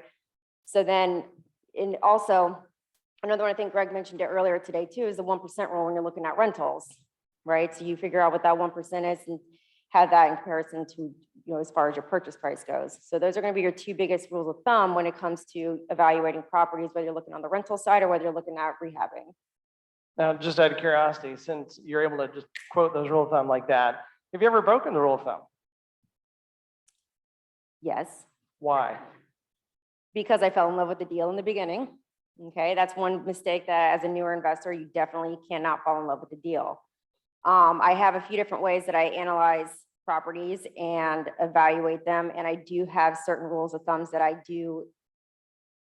I mix along with it, but I get into further detail with that. So as long as you understand your numbers, you can do certain properties. You know, right now, sometimes they're selling them, you know, 75% isn't too terrible, but 70% is normally the rule of thumb that people go by, right? Some people are buying properties at 80%. So it just depends. You have to know your market, you have to know your numbers, you have to know your team, you have to have your team, you know, in order for you to be able to be confident in, you know, slaying that that leeway between the 70-75%. All right, excellent, thank you.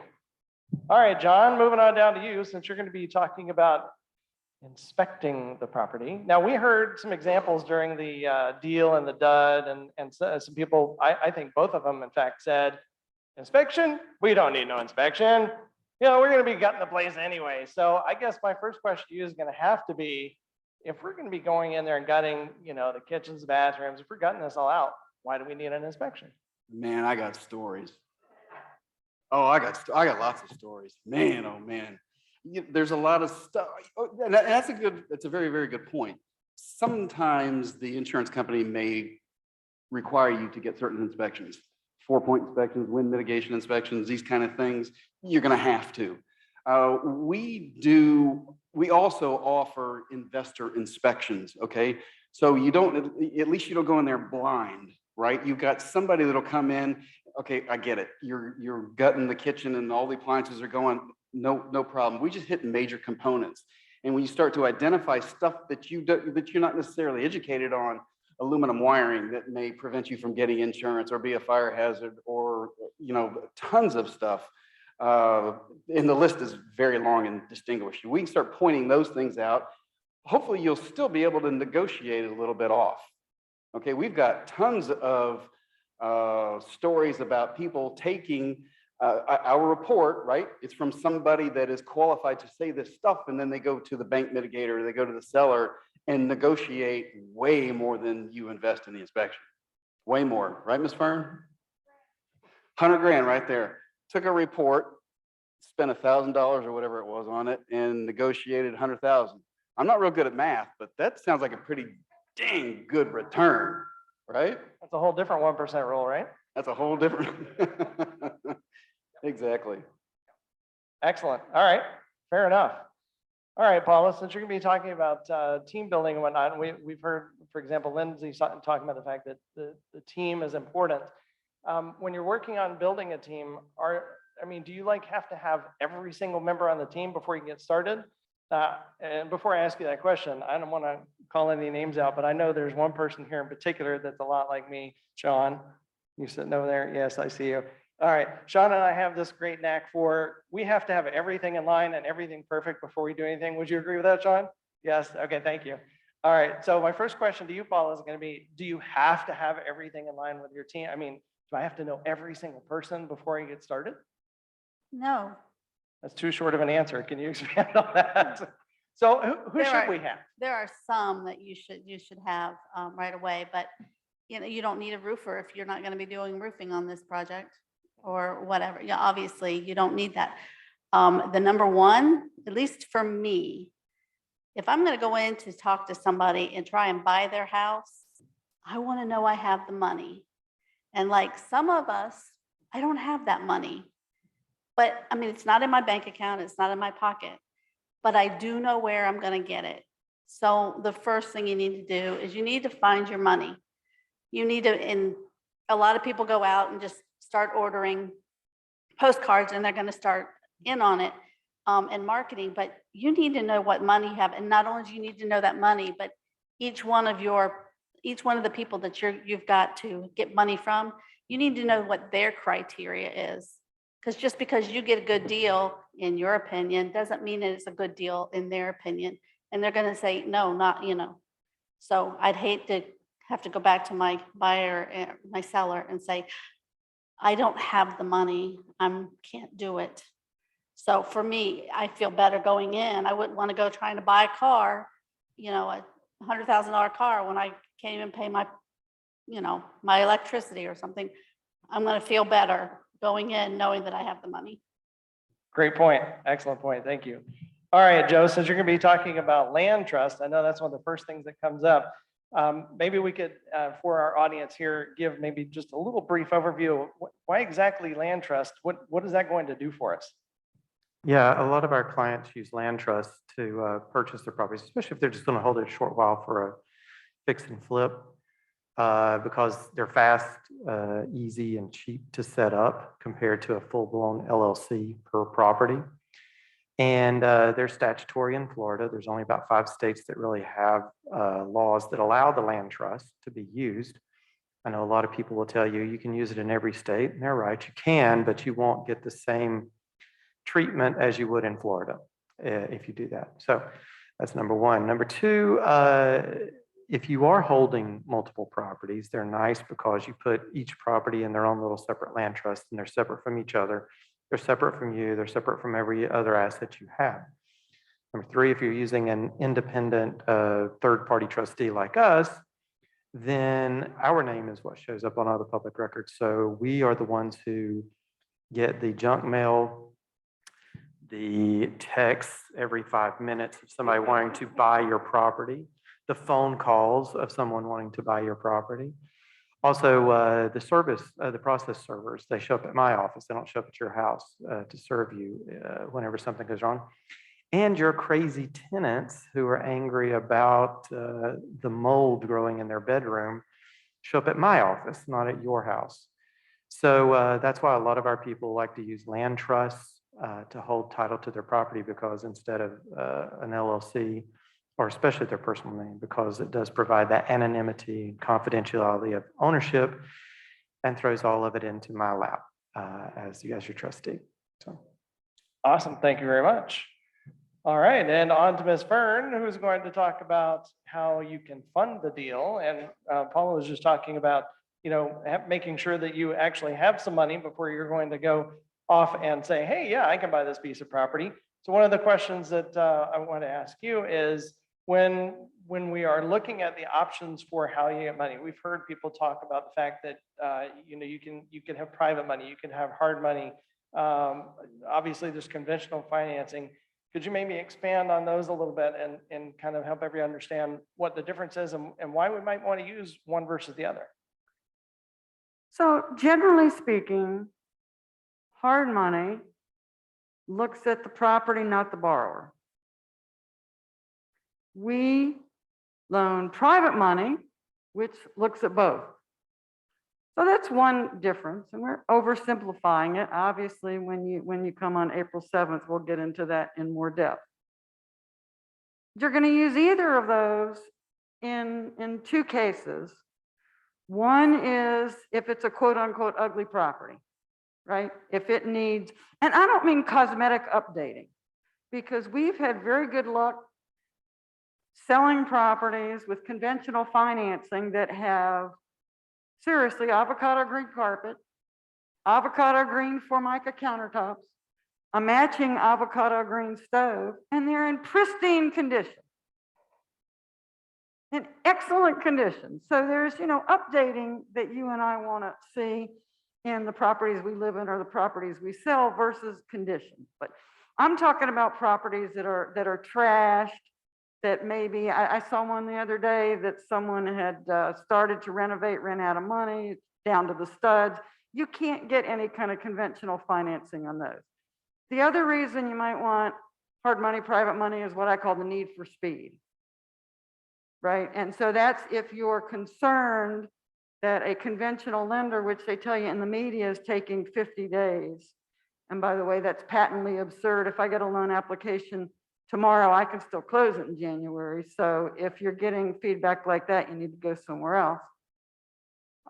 But if you've got a seller that says, yeah, I'll give it to you for that cheap price, but you got to close fast, you're going to need to be talking to someone other than a conventional lender.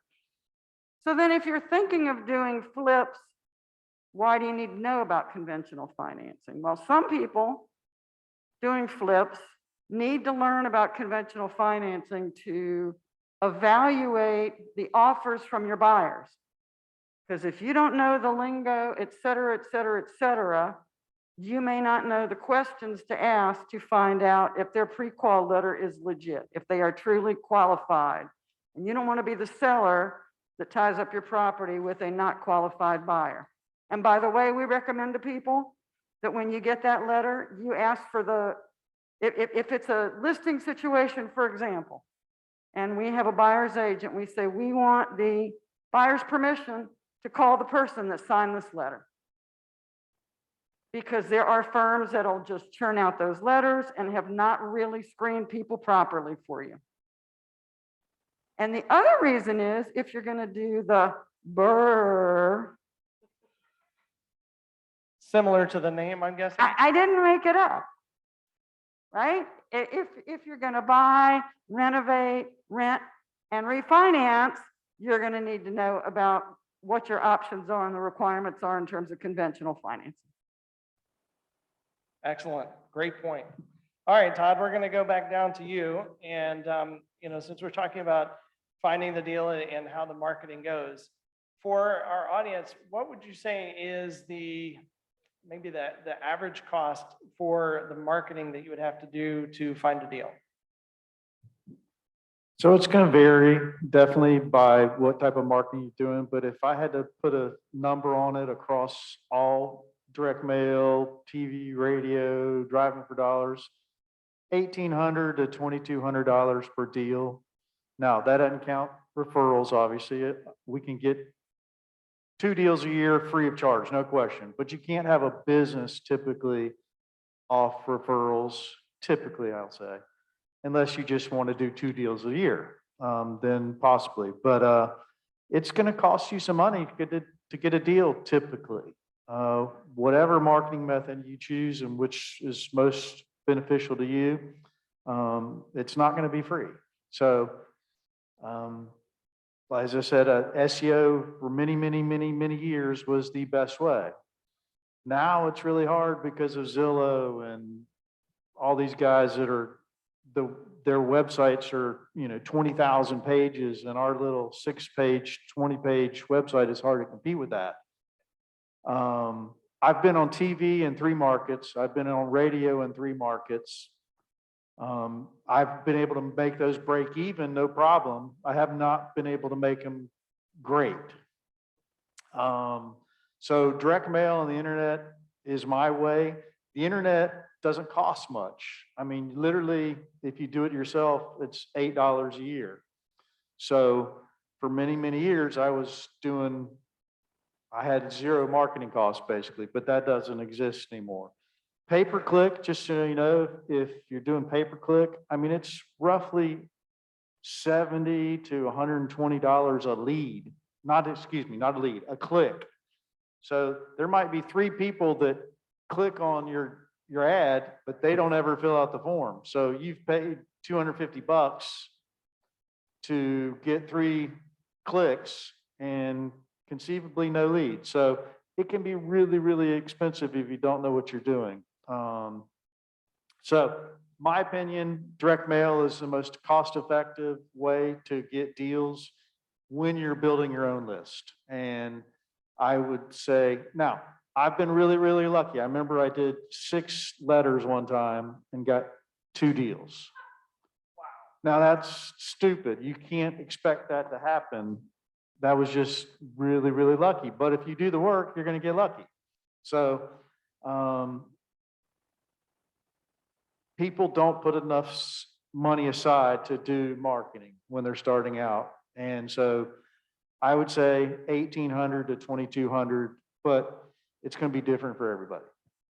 Yeah, I really like one of the points that you just made in particular, because you said, if you do the work, you're going to get lucky. If you think about that, that's exactly true. You make your own luck. You do the work, you're going to get lucky. I love that point. All right, Lindsey.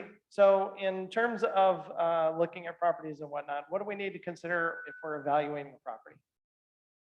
Well, if you have your house as a subject property, which is what I'll call it, and say it's a 3-bedroom, 2-bath home, roughly 1,500 square feet, you're going to want to find comparables, closed sales that are roughly the same, 3-bedroom, 2-bath, 1,500 square feet. There are variations that you can, you have to consider, being that you may not find an exact comparable property. However, the proper adjustments can be made in order to get the proper valuation for that. Now, if you have a 3-bedroom, 2-bath house and you're trying to compare a 5-bedroom, 4-bath house, that's 2,000 square feet, and you have another comp that's a let's just say a 4-bedroom, 2-bath, you're going to want to use that 4.2 versus the 5.3. So it's little things like that that you have to really try and evaluate these properties as objectively as possible.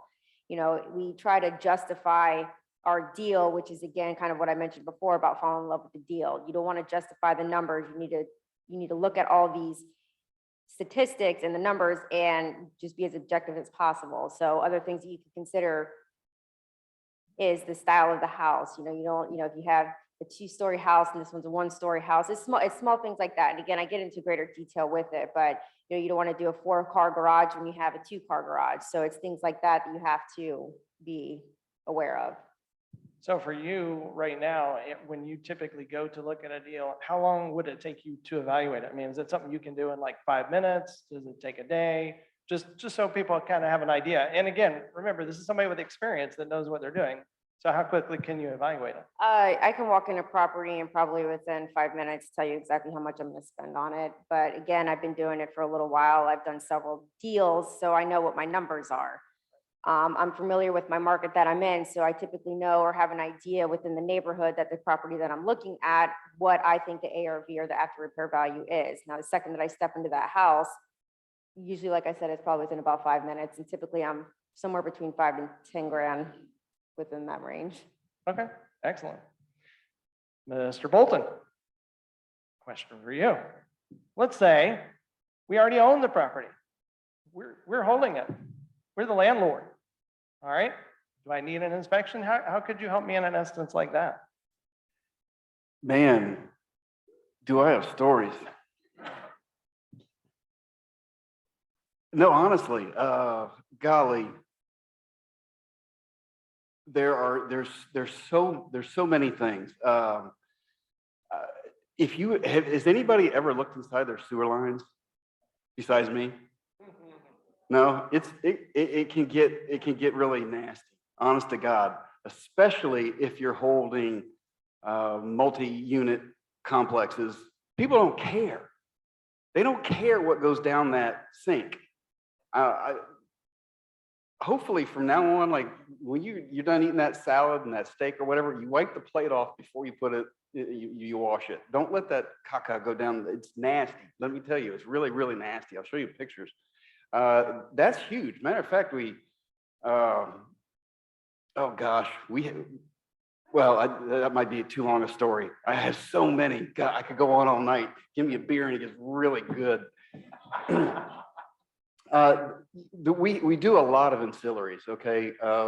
Pool leak detection. Chlorine prices are through the roof. Now, if you can get chlorine, you can't even get chlorine. And pool homeowners, you know what I'm talking about, right? If you're losing water, that means you got to add water, which means you're diluting, which means you're adding more chlorine or some kind of substitute.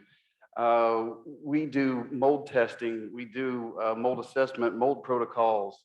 And that's a really good one. I couldn't tell you how many investors that we have represented. You get a really upset tenant going, I'm sick and you're rich, and they're right. Yes, You know what I'm talking about? absolutely. No, you're absolutely right. Now, we don't do anything dishonest or underhanded, but we can go in and do a little dog and pony show showing that you have in good faith hired a professional to come out and take a look at this. And sometimes you do have a problem. I'm sorry. It just is what it is. But sometimes you just have an irrational tenant, and we can kind of calm them down and show them, yeah, those cool leather shoes that are in the back of your closet, you pull out once a year, every 2 years for the good party. Well, the leather ones they're all moldy back there because you got them in the back of the closet. There is no circulation. It's not that the house has to be burned down and you need to be compensated. You got too much stuff in your closet, right? Stuff, I like that. That's good. Right. Technical term right there. Yes. No, I would totally agree with that. That's an excellent point. And certainly, I mean, again, if we're the owner and have you come out and you say, no, you really do have a problem, we want to know that and we want to get it fixed.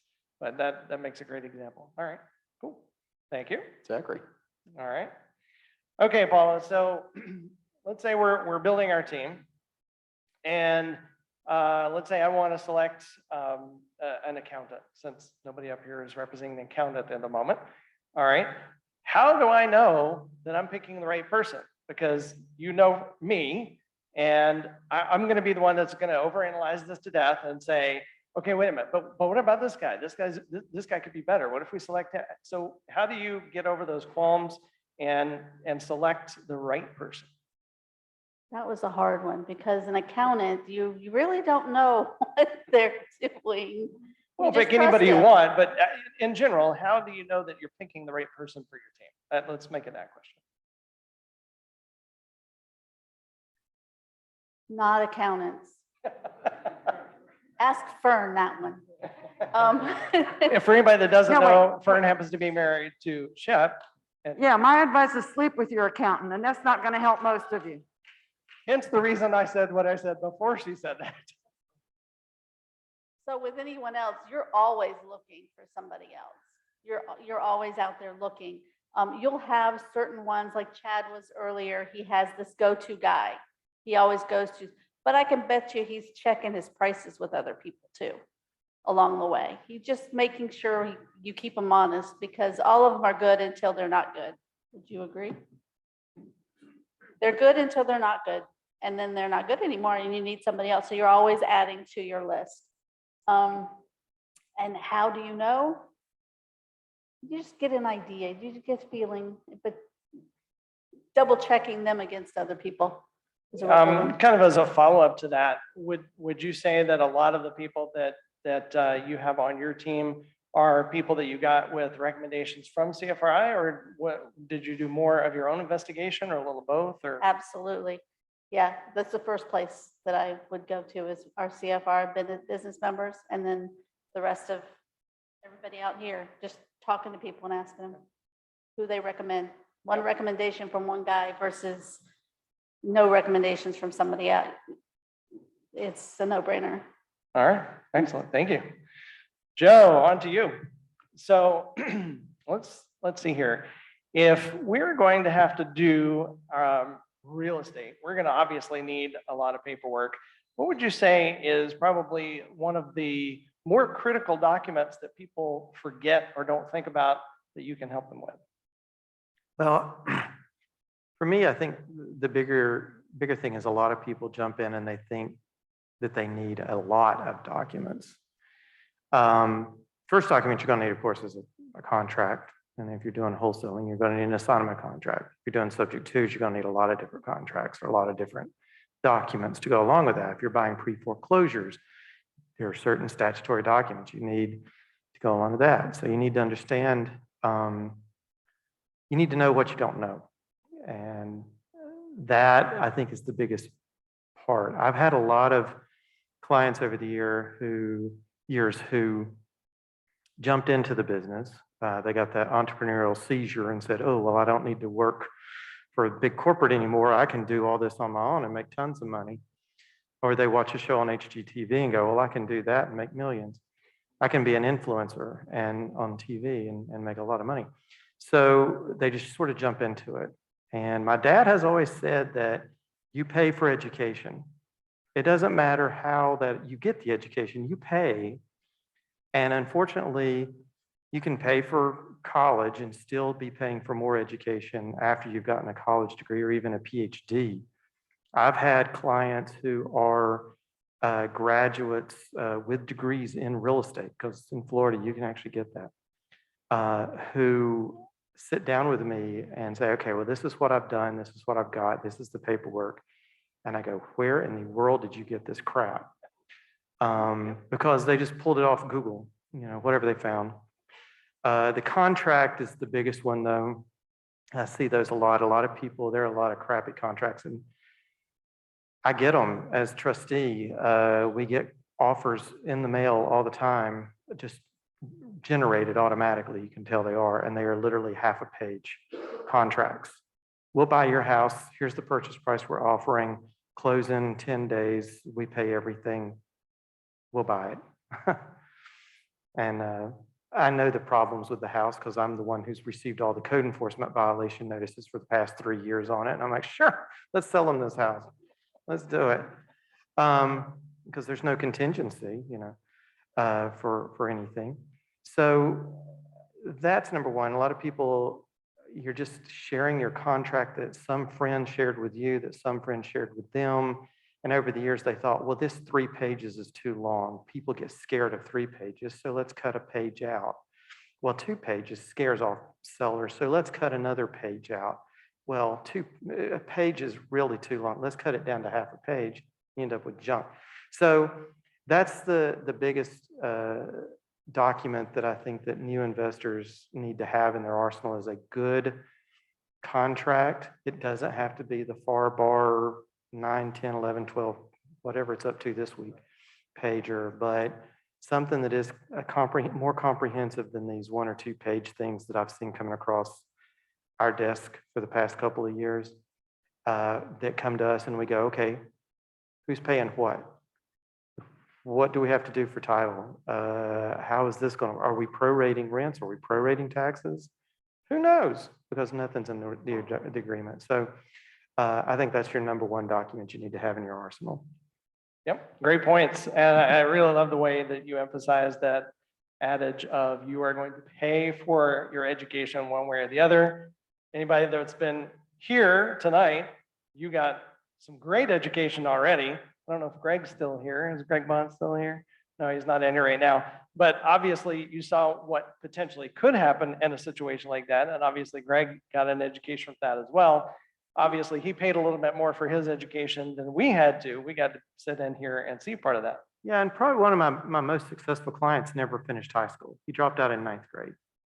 He's multi-bazillionaire, but from real estate, because it's what he did for years.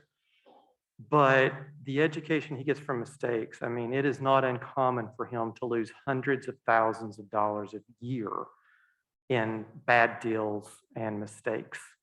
But he really just chalks it up because I paid for a Harvard education 4 times over. And he said, I make more money than most Harvard grads make. So in the long run, it's a wash for him. Not everybody can do that. Not everybody has the luck that he's had. And that's really but he has learned, but it has been a very expensive education for him. Great point. All right, Fern, since we were talking about learning from our mistakes, a word that I hear, or maybe 2 words that we hear a lot about is due diligence. So when we are thinking about real estate investing, from your perspective, what should we be doing as our due diligence? So the obvious is due diligence about property, but it's just as important to apply due diligence to people and partnerships and inquire about affiliated business arrangements. So let's discuss due diligence about property. Where is he? Where'd he go? There he is. There he is. Yeah, he crawled up under that building. That's a true story he started to tell you.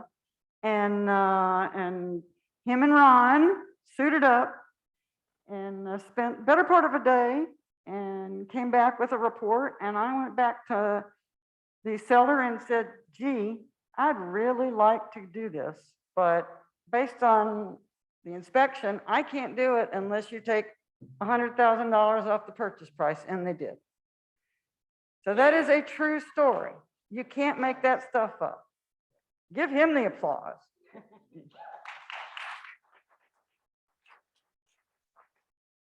I recommend if we were in our realtor hat and representing a buyer at a new home subdivision, that they get a home inspection. So it's all ends of the spectrum. It's not just ugly houses. You don't know what you don't know.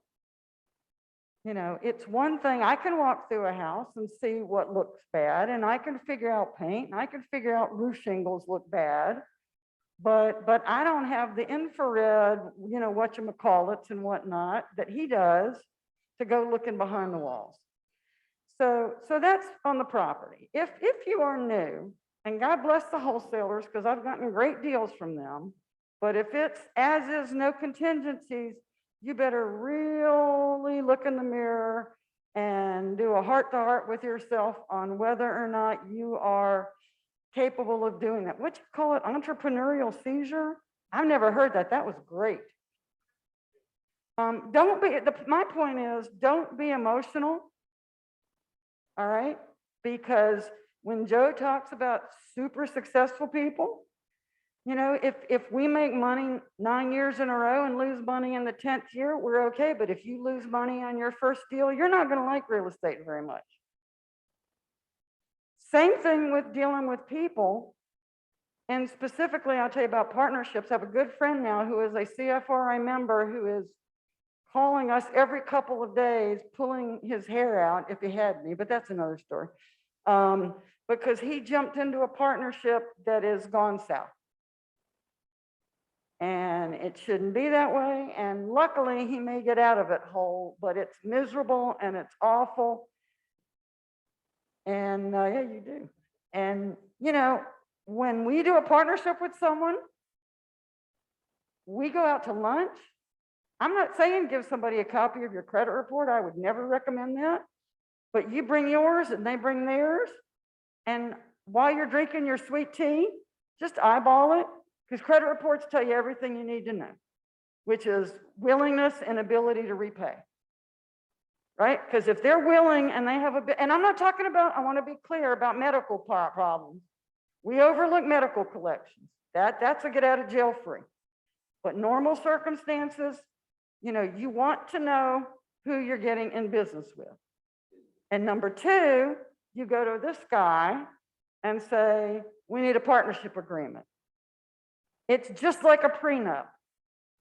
It says, here's our deal, here's how much you're putting in, here's how much I'm putting in, and while you love each other the first day of the partnership, you say, and if we decide we fall out of love, this is how we're going to end this deal. No ifs, ands, or buts.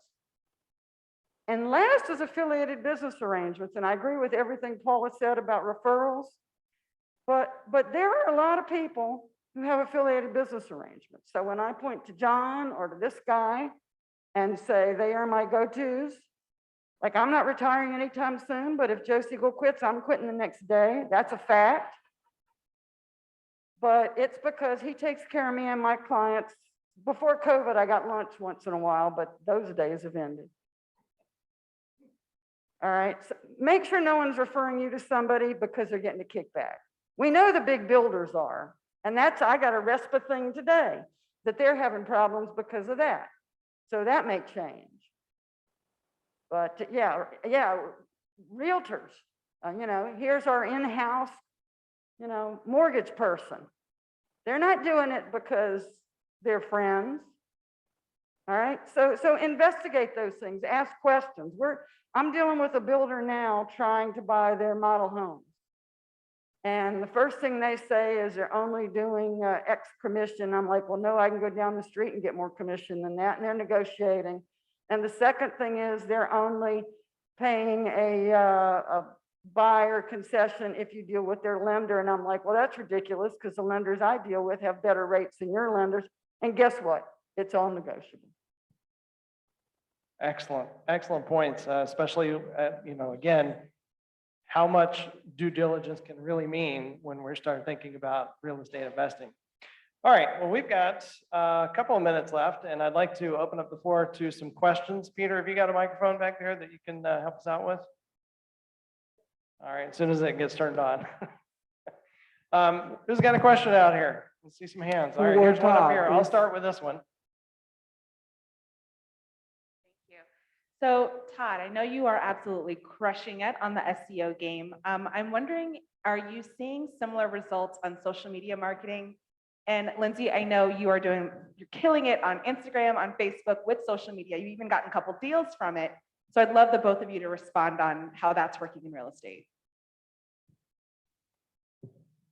Well, I'll just say for me, it's always about being in front of people's eyes and just that constant reminder, this is me, this is who I am, this is what I do. And I don't really ask for anything from people, but I just showcase what I'm doing, the properties that I buy, the process of me doing it. And by that, just that constant reminder, being in front of people's faces, they think of me when they have a deal. And if somebody brings me a deal, I make sure that they get paid, right? So I have a couple different ways, whether it's a realtor, I was like, I'll pay your commission, whether it's, whatever the case is, like, as long as I want these people to come back to me. So I make sure I take care of them in return. So it's just that constant reminder of being in front of people's faces and that follow up. Hey, if somebody brings me a deal, hey, you have anything else coming up? A couple weeks later, months later, whatever it is, do you have anything else coming up? So it's just constantly being in front of people. I sold the website, so I don't see the back end data as much as I used to as far as what's working, what's not. But social media is, in my opinion, is much cheaper and easier to do than SEO because you can just be yourself. Whereas SEO and making your website sing, you got to do what Google wants. Whereas if you're on Facebook, like my son makes videos for a living, fishing videos. He did a video that got it's to 12.5 million views right now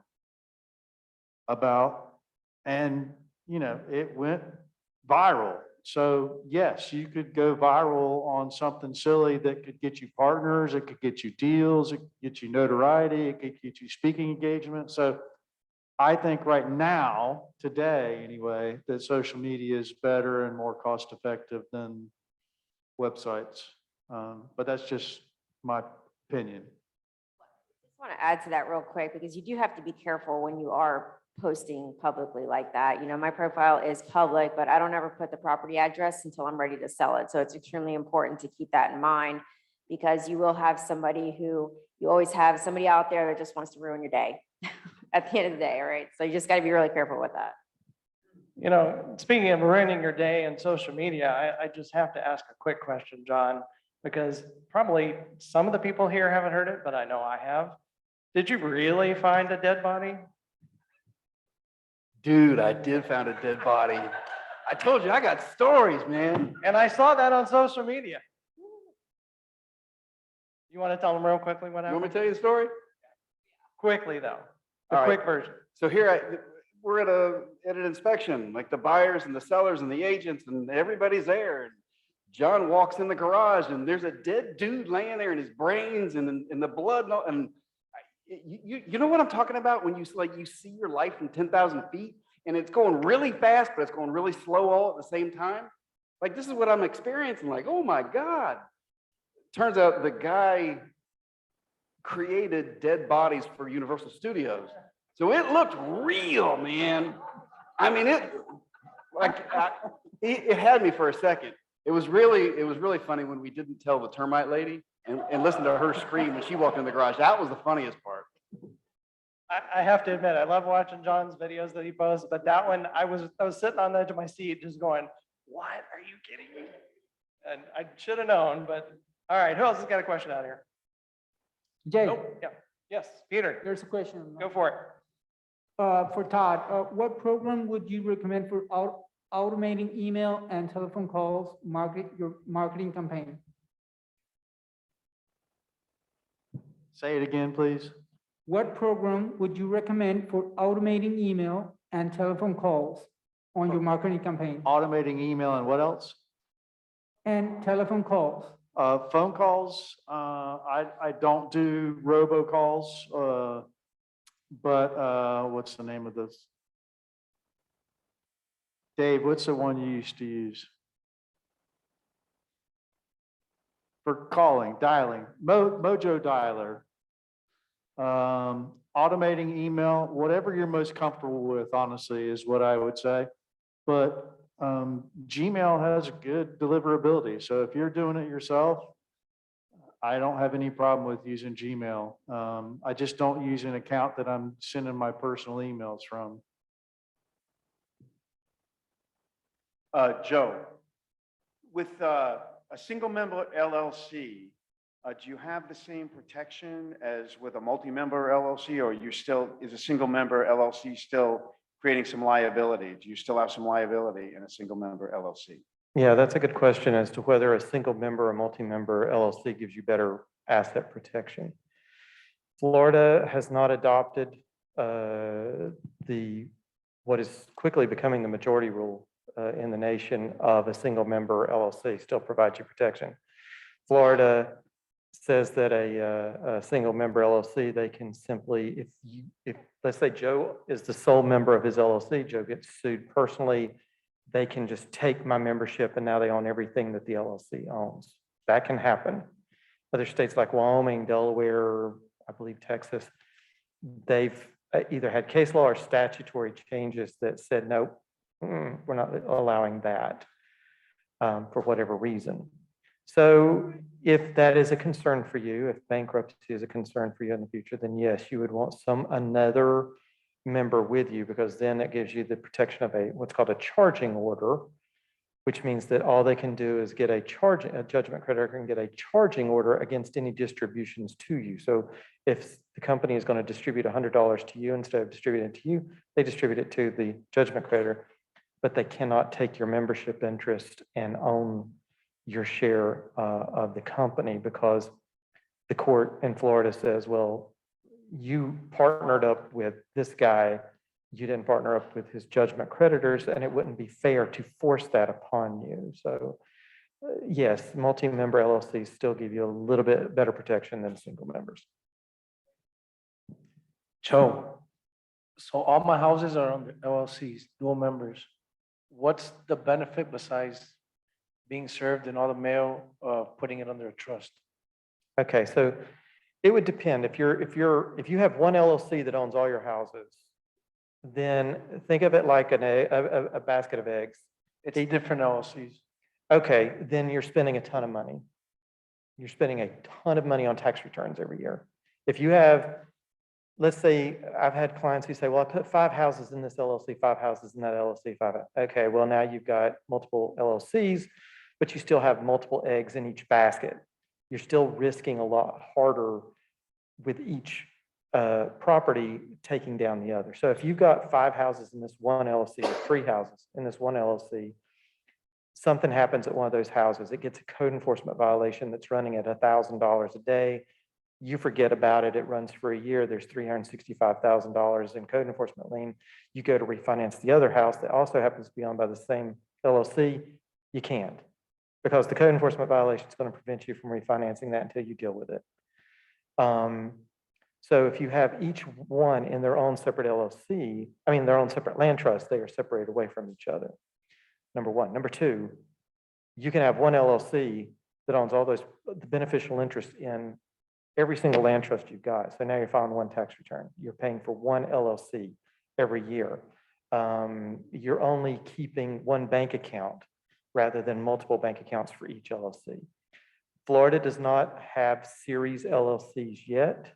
Texas does in some other states. I do not see it coming to Florida anytime soon. But once we get series LLCs, that may be an option for you. But right now it's not available. So I like to fall back to the land trust instead. Thank you. Yes, my question is for Todd. It's about marketing.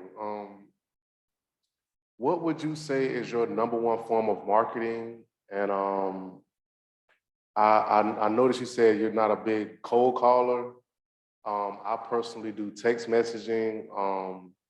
I know it's a lot of different ways to market to people. How do you feel about like marketing to people like several different ways to one person? And what is your number one marketing strategy that works best for you?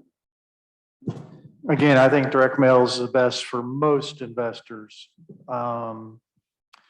So if you're doing text blasts, people are getting in trouble, and that scares me a little bit.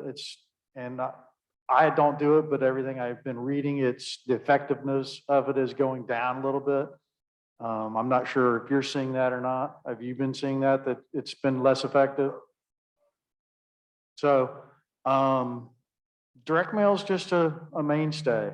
I don't think you control when it gets delivered basically, and you control so many more things, and it's not illegal. There's nobody that can say it's illegal to mail you something.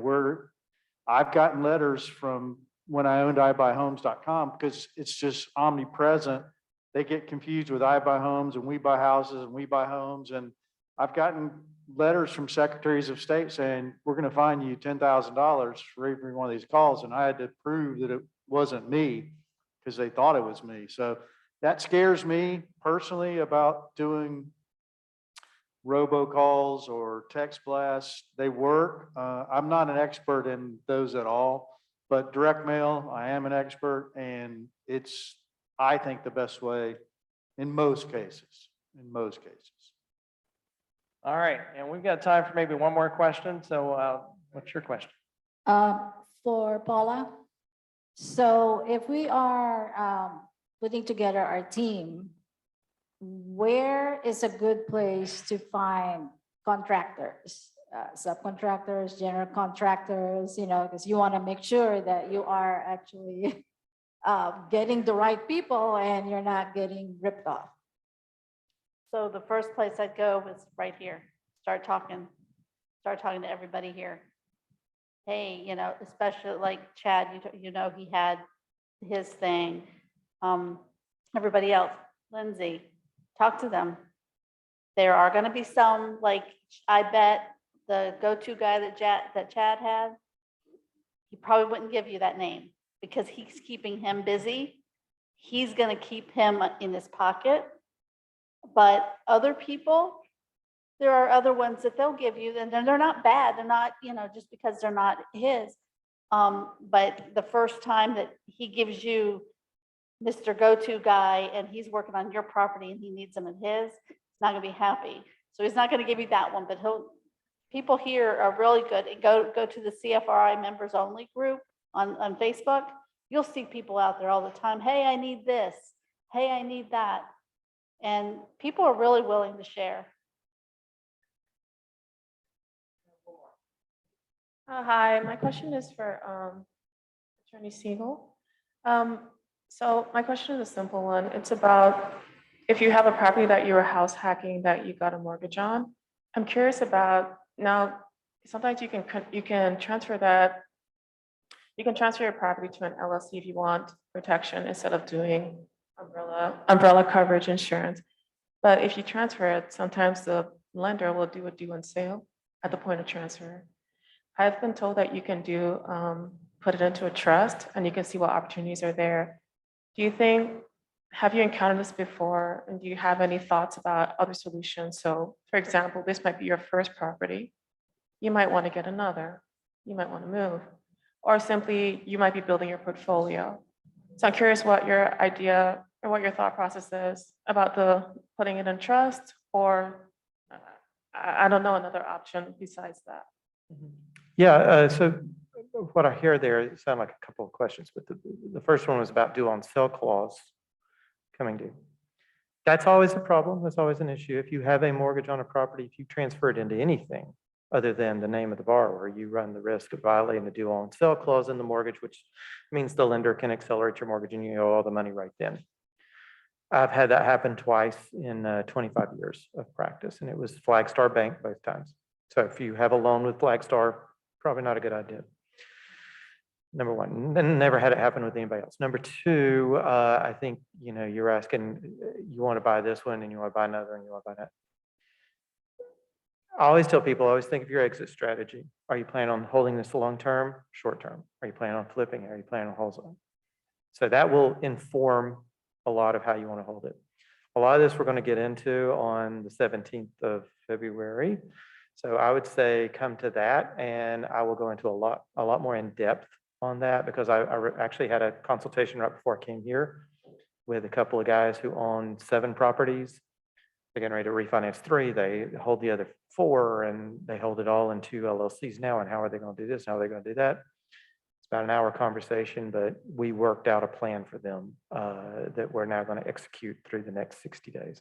So it can be done, and it's a case-by-case basis. All right, we're running short on time, but if you guys would, starting Todd on your end and coming this way, just give everybody your contact information in case they have some more questions. Hello, my name's Todd Hutcheson. If you need a roof, please give me a call, 407-617-4289, or Hutch, HUTCH 1962@gmail.com. I'll be glad to help you on any deal, and give me a call. All right, I'm Lindsey Zalnoski again. The best way to get a hold of me is look me up on Facebook, shoot me a message. Be happy to reach out and talk to you. If you don't have Facebook, my number is 321-794-9172. Just John with the Inspectigator. Real easy to get a hold of me. It's 407-J-678-HOME. And if you think inspections are sexy, I have a free gift for you. Awesome. All right. Paula, how about you? Hi, okay, so my email, paula@paulabuysHouses.com. That's easy. My phone number, 407-900-5950. Thank you. Joe? Joe@SeagleLaw.com, last name plus law.com, 407-770-0100. And saving, of course, the best for last, the lovely and talented Fern Burr. 407-330-2855. Email is Fern, F-E-R-N, @cfl.rr.com. You can call the rest, or you can call, you guys are so good. All right, before I ask you guys to give everybody a round of applause, we do have a couple of giveaways that we want to do. So is Mike Brady here? Hold on, hold the applause just yet. We'll give everybody a chance. Is Mike Brady in here? Right? Is he here? Nope. Okay, left. All right, we'll move on to the next one. Jay, can I say? Yes. The graffitis at the corner of Vassar and Edgewood are not the one downtown, or not the other one. Because Thank a you. couple times we've had some people go to the wrong one and they get there 30 minutes late. So graffiti at the corner of Edgewater and Vassar. All right, good. Because that picture up there was the, was Oh, a different. Oh, okay, good. Thank you. All right. Okay. Is Jim Gates here? There's Jim. Jim, we have a giveaway for you.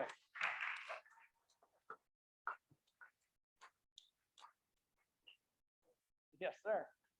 All right. I should have brought the list with me. That way I wouldn't have to run back and forth. That would have been better. All right. These are randomly drawn, of course. Stephen Stratton. Is Stephen Stratton here? There he is. All right. Woo. Sir, this is how I get my exercises. All right. Let's see. Who else we got? Who's next? Tyler Scanlon. Is Tyler here? Right there. All right. Good deal. Yes, sir. All right. And we've got one more. And it's 8:10. We're running a little behind. Is Mark Webb here? Mark's in the back row. Of course, Mark's in the back row. All right. Before I run this back there, round of applause for all my panelists for being here. Please make sure you sign up and go to the class, and you'll learn a lot more. Thank you, everybody. Take care. Be safe. Have a good evening.